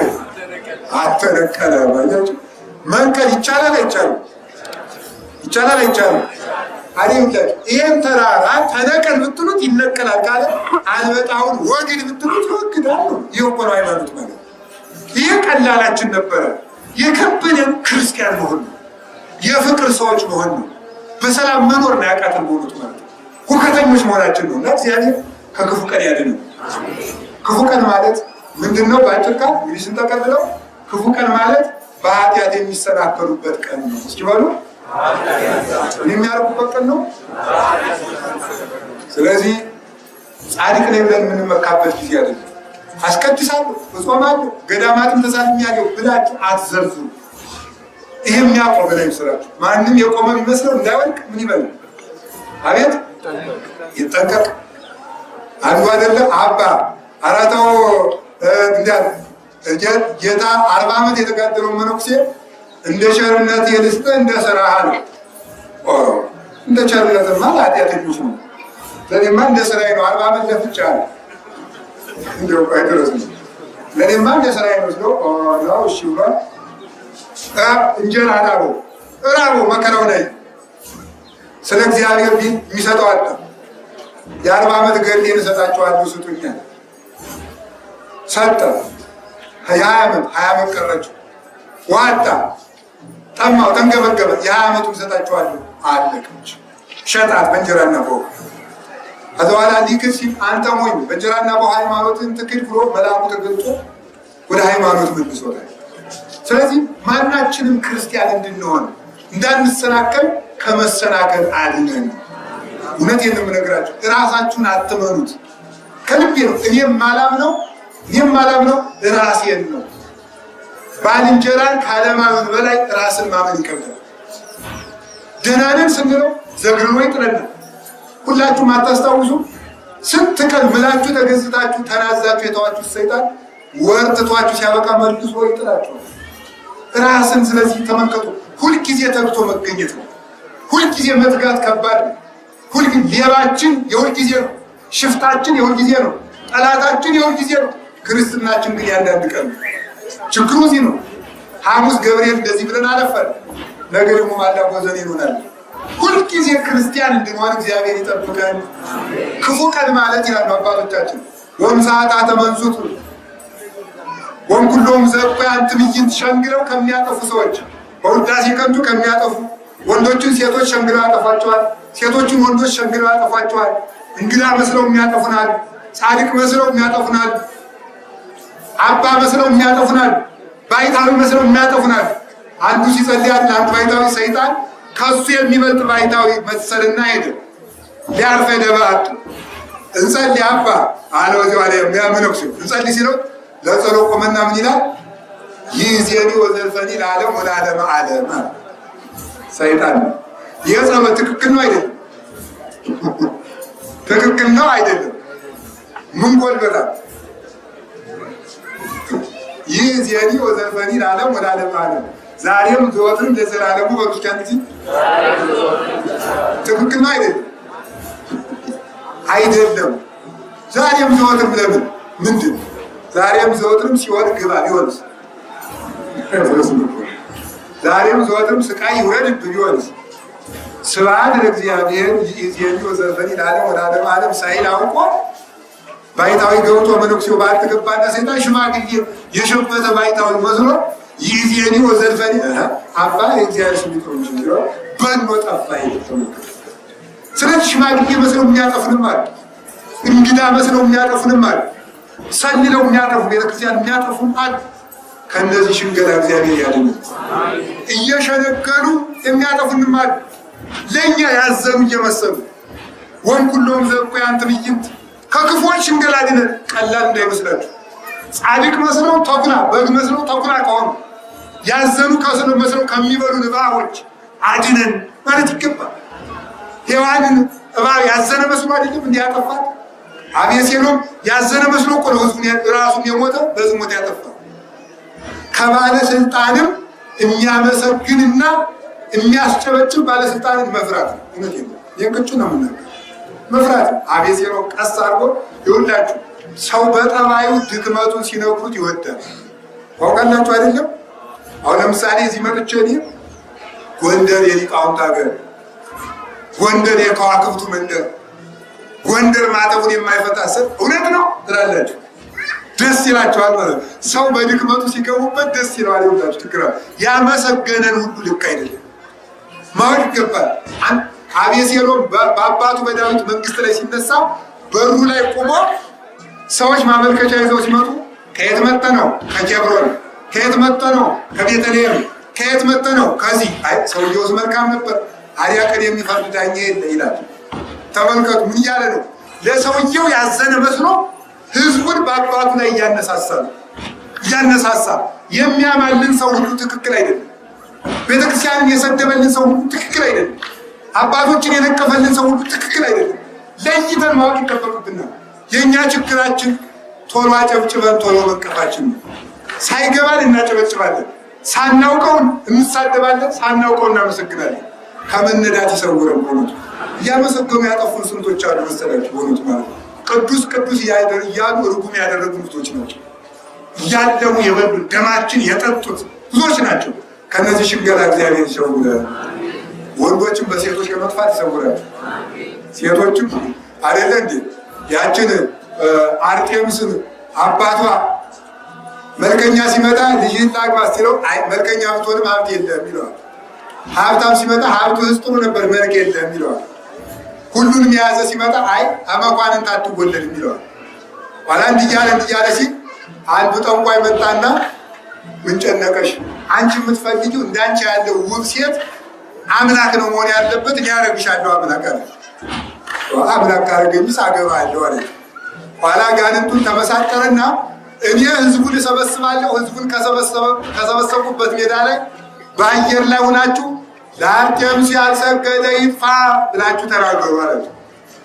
ኋላ በሰማይ ላይ ሆኑና ጋንንቱ ከእሷ ተሰበሰቡበት ማለት ሰው ለአርጤምስ ያልሰገደ ይጥፋል ሰገድ ብሎ ሰገደው። ከሰማይ እየመጣ ከላይ እንዲባል ማለት ነው። ሰገደ። ከዚያ በኋላ ህዝቡ ሁሉ ሰገደላት። አምላክ አደረጋት። አምላክ ነች ተባለች። እየተመለከች ለስንት መኳንንት፣ ለስንት ባለጸጎች፣ ለስንት ጠቢባን ታጭታ እምቢ ብላ የቀረችውን የጠንቋይ መጫወቻ ሆነ ቀረች። መጨረሻ ላይም ሲኦል ወረደች። የአጋንንት ማደሪያ ሆነች። ሴቶችም በወንድ ከመጥፋት ይሰውራችሁ፣ ሁላችንም ከመሰናክል ይሰውራል። ማን ጎበዝ ማን ጀግና እንደሆነ ማወቅ በእውነቱ አይቻልም። ስጋችሁን አትመኑት። ሁልጊዜ ስለ ስጋችን እንፍራ። በቃሉ ጋር ናችሁ። አንድ ጀማሪ መነኩሴ እናቱ ልትጠይቀው ገዳም ሄደችና ጀማሪ መነኩሴ ወጣት እና ውሃ ተሸክሞ ሲያሻግራ ሲሸኛት እናቱን ተሸክሞ ለማሻገር እጁን በጨርቅ ጠመጠመው። አንተ ምን ሆነህ ነው እጅህን በጨርቅ የምትጠመጥመን? የሌላ ሴት አይደለሁ እናትህ እኮ ነኝ። ለምንድን ነው ብትለው አይ እናቴ ያንቺን አካል ስዳስስ የሌላ ሴት አካል ትዝ እንዳይለኝ ብዬ ነው፣ በዚህ መሰናክል እንዳይገጥመኝ ብዬ ነው አለ። የዚህን ያህል አባቶቻችን ለመሰናከል ይፈራል። ለመሰናከል ከአውሬ እንደሚሸሽ ከሰው ይሸሻል። ሰው ስለሚጠሩ አይደል። ገዳም ላይ ስትሄዱ ትክክለኛ አባቶች ብርክክ ብለው ይጠፏቸዋል። ወደ ጊዜው ወደው እንዳይመስላችሁ። ለእናንተ እኮ ዘወር ብለው እኮ ይጸልዩላችኋል።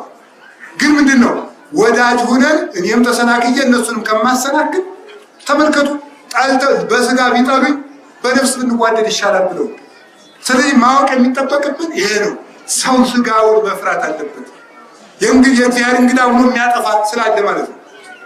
አባ መርትያኖስን ታጠፋዋል ያቺ ሴት ይህን መነኩሴ ባስተው ምን ይቅጣችሁ አታስችው አስተዋለሁ። ሄደች እግዚአብሔር እንግዳ አለችው። ግን ይብላትሳ ብሰናከልሳ አትገቢም ብላትሳ እንግዳውን የመጣ አልተቀበልከኝ ብሎ ቢፈርድብኝ መሰል ልቀበላትና ኃጢአቱን ልታገስ ብሎ በሩን ከፈተለት። ገብታ ሽቱ እየተረጨች ሰውነቷን ታሰማምር ጀመረ። እሱም ወሰደና እሳቱን ተመልከቱ፣ እግሩን ከሰዓቱ ላይ ጨመረ። እሳቱ ላይ ነይ እንተኛ አላት። እዚህ ሰዓት ላይ እንዴት ብሏል? እዚህ ሰዓት ላይ መተኛት ከከበደሽ የሰማዩን እሳት እንዴት አድርገሽ ትችላለሽ አላት። የሽቷን መዓዛ ሰውነቱን በእሳት እየጠበሰ ሻረባት።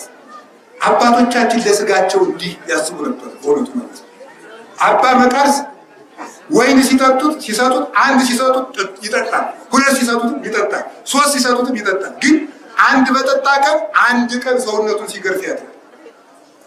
አይጠጣም እንዳይባል ይጠጣል፣ ይቀበልና አንድ ቀን ይገርፋል። ሁለት በሰጡት ቀን ሁለት ቀን ሰውነቱ በሰንሰለት ይገርፋል። ዘወር ብሎ ማለት ነው። ደቀ መዝሙሩ ምን አለ? አይ በሰጣችሁት ቁጥር ለሰውነቱ መከራ እየጨመረ ስለሆነ የምታዙለት ከሆነ ባካችሁ አታጠጡት። አባቶቻችን እንዲህ አድርገው ለሰውነታቸው እረፍት ሳይሰጡ ሞቱ። ለስጋችሁ አትዘኑለት፣ ከሳው ብላችሁ አትዘኑለት። ስለዚህ እዚህ አይነት ሰዎች ስጋችሁ እንዳያጠፋችሁ ተጠንቀቁ። ማለት እንዳያችሁ አትብሉ፣ እንደመጣላችሁ አትናገሩ። ቀስ ማለት እንዴት መልካም መሰላችሁ። ስለዚህ ከክፋት ሰውረን። የመጀመሪያው ስጋችን እንዳያጠፋን እግዚአብሔር ይጠብቀን። የስጋችን ፈቃድ እንዳንፈጽም ረሃብን ጠማን ብለን በረሃብ በጥም ምክንያት እግዚአብሔርን እንዳንክደው እንዳናስከፋው ፈቃዱን በመፈጸም ምክንያት የስጋችን ፈቃድ እሺ ብለን እግዚአብሔር እምቢ እንዳንል። መጨረሻው ላይ ግን ተመልከቱ። ለዚህ ነው መልአከከ ሄረ ወመራሄ ፋኑ ለነ የሚለው። አቤቱ ቸር መልአክን በየቀኑ ላክልን። በየቀኑ የሚመሩ የሚመክሩ ሚካኤል ገብርኤል የሚያስፈልጉለት ነው። ትምህርቴን እየተቀለልኩ ነው። በጣም ጋር ናቸው። እግዚአብሔር ከሁላችን ጋር ይሁን። ከክፉ አድነን በሩስ አዎ ምስጋናን አመስግነው ከሚያጠፉን ከክፉ ቀን በኃጢአት ከሚሰናከሉበት ቀን እግዚአብሔር ይሰውራል። አንድ ሀሳብ ነገራቸው። ሰው እንዲሁ ቢያንስ የትንሣኤ ዕለት 3 ዋንጫ 4 ዋንጫ ቢጠጣም ችግር አለ? ችግር አለው የለው? አለው። አባ ነደው እንዲህ አሉ። አባ እንዲሁ የበዓል ጠገብ ቢሉ ምን ችግር አለ አሏቸው። የበዓል ሰይጣን ከሌለ ጠገቡ አሏቸው። የበዓል ሰይጣን አለ የለም? አለ እንጂ። ስለዚህ ሰይጣን የሌለበት ጊዜ ከሌለ ክርስቲያን የሚያልፈው ሲሞት ነው። አሁን ጾማችሁ ጽጌ ስታበቃ የምትጠግቡ ከሆነ ህዳር ጾምን ጾማችሁ ጥምቀት ሲመጣ የምንጠግብ ከሆነ አስረሽ ምጩ ሰማይን በእርግጫ በጡጫ ምድርን በእርግጫ። እኔ ይገርመኛል። የመስቀል ዕለት በየመንገዱ ከበሮ ለቅሞ መዝለል። መስቀልና ዘፈን ምን ያገኛቸዋል? መስቀልና ችንካር፣ መስቀልና ደም መፍሰስ፣ መስቀልና ስቃይ እንጂ መስቀልና ዘፈን ይገናኛል? አይገናኝም። መስቀልን በማክበር ሰበብ መዝለል ምንድን ነው? ሰይጣን አያችሁ እንዴት ቀስቀስ እያደረገ እያበለሽ እንደሆነ። ጥምቀት በጎንደር መታደል ነው አይደለም? እዚህ ማለት ነው። ግን በዚያ ጊዜ የምትደረጉ ጭፈራ፣ ማታ ወጣቱ በአስፓልት ይመጣና መዝለል። እንደው ዛሬ የዛለት ስለማሰሙ ዛሬ በዚሁ ነገራችሁ ይዘው የዛለትማ አሰሙ አያሰማችሁም። ስለዚህ ተመልከቱ፣ ታቦቱን እየገረገራችሁ መዝለል እንዲህ ነገር ማለት ነው። የጥምቀት ዕለት እኮ እርጋታ ባህር ረጋ ብላ የተከፈለችበት ከክርስቶስ ስም ተመልከቱ። ማይኒ ተመልከቱ፣ ነድ ለማይባይ ከበቦ ተመልከቱ። ማይኒ ሀበይ ሀውር ጸበቦ ነደ እሳት ባህርን ስለከበው ባህር መሄጃ ታጥራ በዋለችበት ቀን እኛ መረጋ ብለን ዝንቱት ወልደ የዛፈቅር በተባለበት አብን የምናዳምጥበት መንፈስ ቅዱስን የምንቀበልበት የኢየሱስ ክርስቶስን ካሳ አንቀር በጸጋው የምንከብርበት እንጂ የምንዘልበት አይደለም። በበዓላት አመካይቶ መዝለል መጥገብ አይገባም። በዓል በሆድ አይከበርም። በዓል በጸሎት ነው የሚከበረው። ቤተክርስቲያን ለዚህ ነው አስቀድማ ማይሌቱን የምታስቀድሙ ማለት ነው። አስቀድመን በልተን ኋላ ማይሌት የማይቆሙ ለምስላችሁ ይሁላችሁ። ሲለፋ ለከረመ ሰው እንጂ ሲሰግድ ለሰነበተ ሰው ማብላት እንጂ ደግሞ ጾም 3 ቀን ታሳድረዋለች። አሬ ተሳይ አይገርማችሁ? ሳምንቱን ስንቀጠቀስ ሰንብተን ደግሞ ዓርብ በልታችሁ እሑድ ነው የምትበሉ ብላ ቁጭ ትላለች። ይህ ምንድን ነው? አስቀድሞ የነፍስ በዓል ይቀድማል። የስጋ በዓል መቀነስ አለበት። ነፍስ በስጋ መክበር አለበት። ስለዚህ እግዚአብሔር ቤተሰቦች ስጋችሁ ከሚያሰናክላችሁ ቀን ጠብቀኝ፣ ጌታ የስጋዬን አላምነውም፣ ፈሪ ሁኑ። ወንድ ከሴት ጋር በአንድ ቀን ተማሪው እየተበላሸ ነው ሆኖ የተበላሸ ያስቆላው ተማሪ የቄስ ተማሪ ነው ማለት ታበላሹት። ሴቶቹ ጠጋ እያላችሁ አዛኝ ምር የምትቆጡ ባትቆጡ ብቻ ነፍሳችሁ ትዳር እንጂ አይጨንቀኝም። ጠጋ እያላችሁ እንዲሁ ጸሎት አድርግልኝ፣ ቤቴን ጸበል እርጭልኝ ማለታችሁ ባልጎዳ በዚያው ሌላ ጓዝ ማምጣታችሁ ነው እንጂ እያጠገባችሁ እያሰከራችሁ ታበላሻላችሁ። የማያውቁትን ኃጢአት እያስተዋወቃችሁ ፎቶ ከቤት መጥቶ ከመጣ ረሽቶ ተመልከቱ ምሳ ብልቶ ተነሲ ወደ ትምህርት ማለት ጨዋታ ማስለመድ ፎቶ ማሳየት ምን ይሉታል በእውነቱ ይሄ ማለት። ስለዚህ መጠንቀቅ አለብን። ለሰው መሰናክል እንዳትሆኑ መጠንቀቅ አለባችሁ። ሴቶች እህቶቻችን ሁሉ ወደ ንስሐ አባቶቻችሁ ስትሄዱ፣ ወደ ካህናት ስትሄዱ ልብሳችሁን ደርበብ ብላችሁ ለብሳችሁ ሙሉ ልብስ ደረታችሁን ሳትገልጡ ምን ይጠበቅባችኋል? በእናንተ 20 ዓመት 30 ዓመት የለፋበት ክህነቱን በእናንተ ውበት ምክንያት ይሰናከል? ይታው ቤተክርስቲያን በእናንተ ምክንያት ትሰናከል? ዛሬ እኮ ተመልከቱ እግዚአብሔር ንጹህ ክህነትም እኮ እየራበው። ስለዚህ እውነቴን ነው የምነግራችሁ። ስለዚህ ራሳችሁን ጠብቁ። ሁላችንም ራሳችንን እንጠብቅ። ሴቶችም ወንዶችም ወጣቶችም በእህትነት በወንድምነት እያላችሁ ሲስተርሊ ብራዘር እያላችሁ የምትቃለዱት ነገር የላችሁ።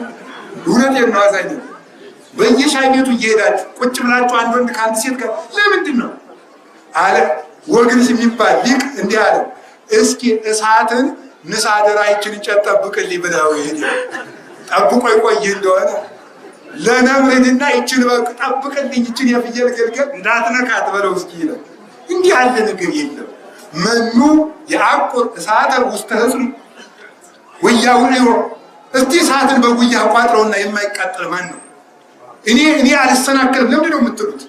ማን ይታመናል? እንዲሁም አባቶቻችን ይላሉ 80 ዓመት እንኳን ተጋድለ የዝሙት ጾር ቢጠፋል ስጋ ቢከሳባል ስጋህን አትመነው ያወጣል አሰናክሉ። 15 ዓመት ዋሻ ገብቶ ያለቀሰውን አባት አላስወጣውም እንዴ? ከገዳ ስንቅ በምታቀብለው ሴት አማካኝነት አውጥቶታል። እንጀራ ይዛለት ስትሄድ አደጃፉ ላይ አድርሳለ ነበር የምትመለስ። አንድ ቀን ሰይጣን ብልሃተኛ ነው አባን እንዲያሰኛቸው የስስት አመነኩ ቡራኬ የማይሰጠኝ ብትለኝስ ብላት ብትለኝስ መስቀል የማያሳልመኝ ብትለኝስ አስባላቸው። እሷን ደግሞ ንቃይ ነው የማትሳለመኝ ቢሉኝስ። ተያይተው የማይተዋወቁትን ማለት ነው። ገቡ በኃጢአት ወደቁለቱ 6 ወር አብሮ በኃጢአት ቆዩ። 15 ዓመት የተለፋበት ምናኔ ውሃ በለው ማለት ነው። ራሳችን እያሰናከል በመነኮሳት ብንፈርድ በካህናት በዲያቆናት ብንፈርድ አይረባም። ለመሰናክል መንገድ መክፈት የለብንም ወገኖች። ከክፉ ቀን እግዚአብሔር ይሰውረን። ማን መቼ እንደሚወድቅ አናውቅምና እኔንም ራሴንም እንዲጠብቀኝ ጸልዩልኝ። ሁላችንም እንዲያስፈጽመን የእግዚአብሔር ቅዱስ ፈቃድ ይሁን። ስለዚህ እውነቴን የምነግራችሁ እስቲ ከክፉ ቀን ሰውረን በሉ። ክፉ ቀን ምንድን ነው? ኃጢአት የሚሰሩበት ቀን በሉ። እግዚአብሔር ከመሰናክል ይጠብቃል። ስለዚህ ቅዱሳን መላእክት አይዟችሁ የሚያሰናክልንን አጋንንት ይጠብቁልናል። በመጨረሻም ክፉ ቀን የሚባለው መከራ ፈርቶ እግዚአብሔር የሚክዱበት ቀን ነው። እስኪ በሉ እግዚአብሔር የሚክዱበት ቀን ነው። አዎ ወም ሰዓታት መንሱት ከፈተና ሰዓት አድነን። ሰው በሰዓት ገነትን ያገኛል። ሰው በሰዓት ገነትን ያጣል። ሰዓት ከየደቂቃው ፈተና እግዚአብሔር ይሰውራል። ከየደቂቃው አስናቋት። ለአንድ ቀን ለአንድ ሰዓት አትበሉ። በዚያች ሰዓት ሲሆን እንደንገባ እንደው ስለማንነው አንድ ነገር ልንገራችሁ። ሰው 80 ዓመት በመከራ ኑሮ በ80ኛው ዓመት ኃጢአት ሰርቶ ቢሞት በዚያ ከስሮ ሲሆን ይገባል። ሰው 80 ዓመት ኃጢአት ሰርቶ መጨረሻ ላይ ንስሐ ቢገባ እንደሚድን ማለት ነው። ይችን እንደምንወዳት ፍርዱንም መውደድ አለብን። እግዚአብሔር እንደዚህ ነው። አንድ የገዳም አበምኔት በሰንበት መንገድ የሄድኩ መነኩሴ ወዮልህ ይላል። እሱ ግን ይሄዳል። ኋላ ሲሄድ አንድ ቀን መሸበትና ዛፉ ላይ ወጣ። ዛፉ ላይ ወጥቶ ሲጸልይ ይገርማል። ዛፉ ላይ ወጥቶ ሲል ጅብ መጥቶበት ነው ዛፉ ወጣ። መሽቶበት ዛፉ ወጥቶ ዛፉ ላይ እንደወጣ አንድ ሌባ በሬ እየነዳ መጣና አርዶ በላና ተመስገን ስላሴ ተመስገን አምልጬ በሬን አርጅ እንድበላ አደረግኝ ይላል። ቀና ብሎ ሌባው እግዚአብሔር ሌባንም እኮ ይጠብቀዋል። ለምን መሰላችሁ? ሌቦች እኮ ሩጣችሁ እንድታመልጡ ያደረጋችሁ ንስሐ እንድትገቡ ብሎ ነው። እና ተመልከቱ የንስሐ ዕድሜ እየጨመራላችሁ ነው እንጂ ኮዴው ቀጥቅጠው እንዲይዟችሁና እንድትያዙ ማድረግ ጀምሩ ነው። አንተ ግን ጀግና እየመሰለ ደግሞ ነገ ትሰርቃለህ። እግዚአብሔር ግን ለንስሐ ነበር ያችን እዚህ ጨምራል። ተመስገን ሲል ኋላ ቀናቢ ለዛፉ ላይ ሰው አለ። ምንድን ነህ አለው። አይኔማ ባይታዊ ነው። ምን እያደረክ ነው? እዚህ ዛፉ ላይ ልጸልይ እያለ ግን ፈርቶ ነው እንጂ ሊጸልይ አይደለም ይወጣው። ዛፉ ላይ ልጸልይ ብዬ አለ። አይኔ ከንቱ አባቶቼ በምድር ጸልየው አልበቃቸው ብሎ ዛፍ ላይ ይጸልያሉ። ለእኔ ምን ይመቸኝ ይሆን ብሎ አለቀሰ። አሁን እኔ ምን ላድርግ አለ። ንስሐ ግባ ይምርሃል። ይምረኛል። አሁን ንስሐ ገባ ብሎ ኃጢአቱን ተናገረ። ወዲያው እያለቀሰ ሲል ጅብ መጣና በላው ያለ። ኋላ መላእክትም መጡ፣ አጋንንትም መጡ። መላእክት የኛ ናት አሉ። አጋንንት ደግሞ እዚህ ሰውዬ ምን አላችሁ? ሰርቆ እየበላ ነው ይሞታል። ምን አላችሁ አላቸው። ለሚካኤል ለገብርኤል ሱራፌል ኪሩቤል ቅዱሳን መላእክት ምን ያደርግላችኋል አሏቸው። አይ እግዚአብሔር ይህን የተባሉ እግዚአብሔር ምን አለ? መጨረሻው ነው የሚታይ። ጽድቅ እንዳቀደ ጽድቅ እንደወሰነ እንደተጸጸተ ሞቷልና መጨረሻው ይታያልና መንግስተ ሰማያት ይገባል ብሎ መንግስተ ሰማያት በቅዱሳን መላእክት ተራዳኢነት ገባ። ኋላ ስሙ ካጣጨብጭቡ ችግር የለም ጊዜ እንዳያልቅ። ኋላ ምን ሆነ መሰላችሁ? የመነኩሴ ምን አለ? ገነት ሲገባኝ ለካ መንግስተ ሰማያት የወንበዴ መጫወቻ ሆናለች። እኔም ደግሞ እንግዲህ አለ የፈለኩትን ኃጢአት ሰርቼ እንደሱ ንስሐ ገባለሁ። ችግር ንስሐ ገባለሁ አለና አቀደ። የፈለኩ እንግዲህ ምንኩስና ትቼ እንግዲህ ኃጢአትን ተፈለኩ ሰርቼ ንስሐ ገባለሁ። እንደዚህ እንዳለ አንቀላፋውና ወደቀ። ጅብ በላ። ኋላ ተመልከቱ፣ መላእክትም መጡ፣ አጋንንትም መጡ። አጋንንትም እኛ ናት፣ መላእክትም እኛ ናት። አዛር ምንድን እንዴት ይባል ሲባል አይ ኃጢአትን እንዳቀደ ኃጢአትን እንደተመኘ ሙቷልና ሲሆን ይገባዋል። በዚያች ሰዓት ነው። በዚያች ሰዓት ሰው በአንደበቱ ሲሆን ይገባል፣ ሰው በአንደበቱ ገነት ይገባል። ስለዚህ መቼ እንደምንጠራ እንደማናውቀው እያንዳንዷን ሰዓት መጠቀም ይጠበቅብናል። እያንዳንዷ ደቂቃ፣ ሴኮንዶች፣ ደቂቃዎች ተጠራቅመው የሲኦልና የገነት ሰዎች እንደምንሆን ውሳኔ ይወስናል። እያንዳንዷ ደቂቃ ለገነትና ለሲኦል ሰው መሆናችን ይወስናል። ስለዚህ ጊዜያችሁን አታባክኑ። የመዳን ቀን ዛሬ ነው፣ ከዛሬ አሁን ነው። የቅዱሳን መላእክት ተራዳኢነት አይለይም። ሰው ስንት ዓመት ለፍቶ ከ40 ሰማይ አንዱ 39 ቀን በረዶ ውስጥ ገብቶ ኑሮ ክርስቶስን አልክድም ኑሮ በ39ኛው በ40ኛው ቀን ተመልከቱ። አንድ ቀን ስትቀረው እሳት እያነደዱ ሲሞቁ ሃይማኖት የሌላቸው አየና እኔንም አሙቁኝ አላቸው። ክርስቶስን ካድና እናሙቅ 39ኛ ቀን ከበረዶ ቀን ኑሮ ማለት ካልኩ ብሎ ሲወጣ ተመልከቱ። ካልኩ ብሎ ሲወጣ ወዲያው ሞተ። በአንዲት ሰዓት በአንዲት ቀን ህይወቱን አጣት። ደክሞ ስንት ዓመት አስቀድሳችሁ፣ ስንት ዓመት ዘክራችሁ፣ ስንት ዓመት ጸልያችሁ፣ ስንት ዓመት ዘምራችሁ፣ ተምራችሁ፣ ሰግዳችሁ፣ ስንት ዓመት ለፍታችሁ በአንድ ሰዓት እንዳታጡት ተጠንቀቁ።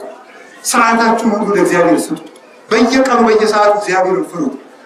ከቤተ ክርስቲያን ብቻ አይደለም፣ ከንግድም ቢሮ ውስጥም መንገድ ላይ የትም ቦታ መኝታችሁ ላይ እግዚአብሔርን ፍሩት።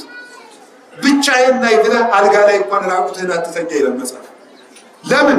ሰው ባያይ ጠባቂ መልአክ እያየ ነው። መላእክት እኮ ለሰከንድ አይናቸውን ከኛ ይመልሱ አብረው ይጠብቁን። የትም ቦታ ብንሄድ ያዩን። እነዚህ መላእክት ገብርኤል እያየን ሚካኤል እያየን ስንበድል ትዝ ይላችኋል። እግዚአብሔር እያየን። ስለዚህ ወገኖቼ እግዚአብሔር አየኝ እንድንል ይስጠን መድኃኒዓለም። መከራ ፈርተን ክርስቶስን ከምንክድበት ቀን ይሰውራል። እንግዲህ በምን ይረዳናል? በቅዱሳን መላእክት። እስኪ በሉ በቅዱሳን መላእክት በሉ። አቤት አዎ፣ ተመልከቱ። ርዳንን ቃል ላይ ከተመልከቱ ዘእንበለ ድካም ወትረ በኩል ጊዜው በኩል ሰዓት መጣች ድረስ ብዬ ነው። በጊዜው ቢና በየሰዓቱ ልናገለግል እርዳን። ምን እስቲ እርዳን በሉ። ከመከራ እንድንድን እግዚአብሔር ይረዳናል። ለምን? መከራ ፈርተን እንዳንክደው ከሰዓቱ ደፍረን ስንገባ ገብርኤል ይልክልናል። አይደለም እነዚህ ሰዎች ወንጀለኞች ናቸው ብለው ሰለስቱ ደቂቅ ሲከሰሱ ዝም፣ እሳት ውስጥ ይጣሉ ተብሎ ሲወሰን ዝም፣ እጅ እግራቸው ሲታሰሩ ዝም፣ እሳት ውስጥ ሲወረወሩ ዝም፣ እሳቱ ውስጥ ሲገቡ ግን ገብርኤል ይችላል። ተመልከቱ ማለት ነው። መጨረሻ ላይ እግዚአብሔር ይደርሳል። እግዚአብሔር ዝም ቢልም መጨረሻ ላይ ቢዘገይም አይቀርም መድኃኒዓለም። ዳንኤል ሲከሰስ ዝም፣ ሲወሰንበት ዝም፣ አንበሳው ጉድጓድ ሲጣል ግን አንበሶቹ እንዲሰግዱለት አደረገ። ሲዘጋጅ በድንጋይ ሲገጠ በጉድጓዱ ዝም አለ። ረሃብ እንዳይገድለው ግን በቅዱስ ሚካኤል እጅ ስንቅ አቀበለው። እግዚአብሔር አይተወንም እኛ ካልተው ነው በስተቀር። ስለዚህ ያሉ ቤተሰቦች ሁልጊዜ በየቀኑ ከክፉ ቀን አድነን ነው። ሁላችሁም እስቲ በሉ፣ ሁላችንም በሉ፣ ቀኝ እጃችሁ ነው። አው ሁላችንም ከዛሬ ጀምሮ አንዘፍንም፣ አንጨፍርም፣ አንጠግብም። በእግዚአብሔር ግን እንመራለን፣ እግዚአብሔርን እንፈራለን፣ ንስሐ አባት እንይዛለን፣ ንስሐ እንገባለን፣ ስጋው ደግሞ እንቀበላለን፣ ጸሎት አናቋርጥም። እግዚአብሔር ከሁላችሁ ጋር ይሁን። እኔ ቃል አስገብቻችኋለሁ። እዚህ ላይ የያዝኩት ጦር መሳሪያ አይደለም፣ የክርስቶስ መስቀል ነው። በዚህ ፊት ነው ቃል የገባችሁት። እዚህ ላይ ያለው መድኃኒዓለም ባለበት ቃል ገብታችኋል። ሁላችሁም ስልካችሁ ላይ ያለ ዘፈናችሁን አጥፉ። ይህን የሰበሰባችሁን አሮጌ ጓዝ አውጡ። ሰውነታችሁን ቀድሱ። ቅዱስ አካል በሳት አይቃጠልም። ቅዱስ አካልን እግዚአብሔር ይጠብቃል።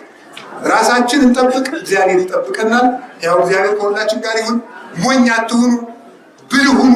በትምህርትም በእውቀትም በየትኛው በስራም በትጋትም ለቤተ ክርስቲያናችሁ አስቡ። ቤተ ክርስቲያን ከክፉ ቀን የምትድንበትን ስራ እንስራ። ቤተ ክርስቲያን ማለት ራሳችን ነው። እግዚአብሔር ከክፉ ቀን ያድነን። ያስተማረን የመከረን የቅዱሳን አምላክ ምስጋና ይግባው። የቅዱስ ገብርኤል በረከት ይደርብን። ስብሐት ለእግዚአብሔር ወለወላዲቱ ድንግል ወለመስቀሉ ክቡር።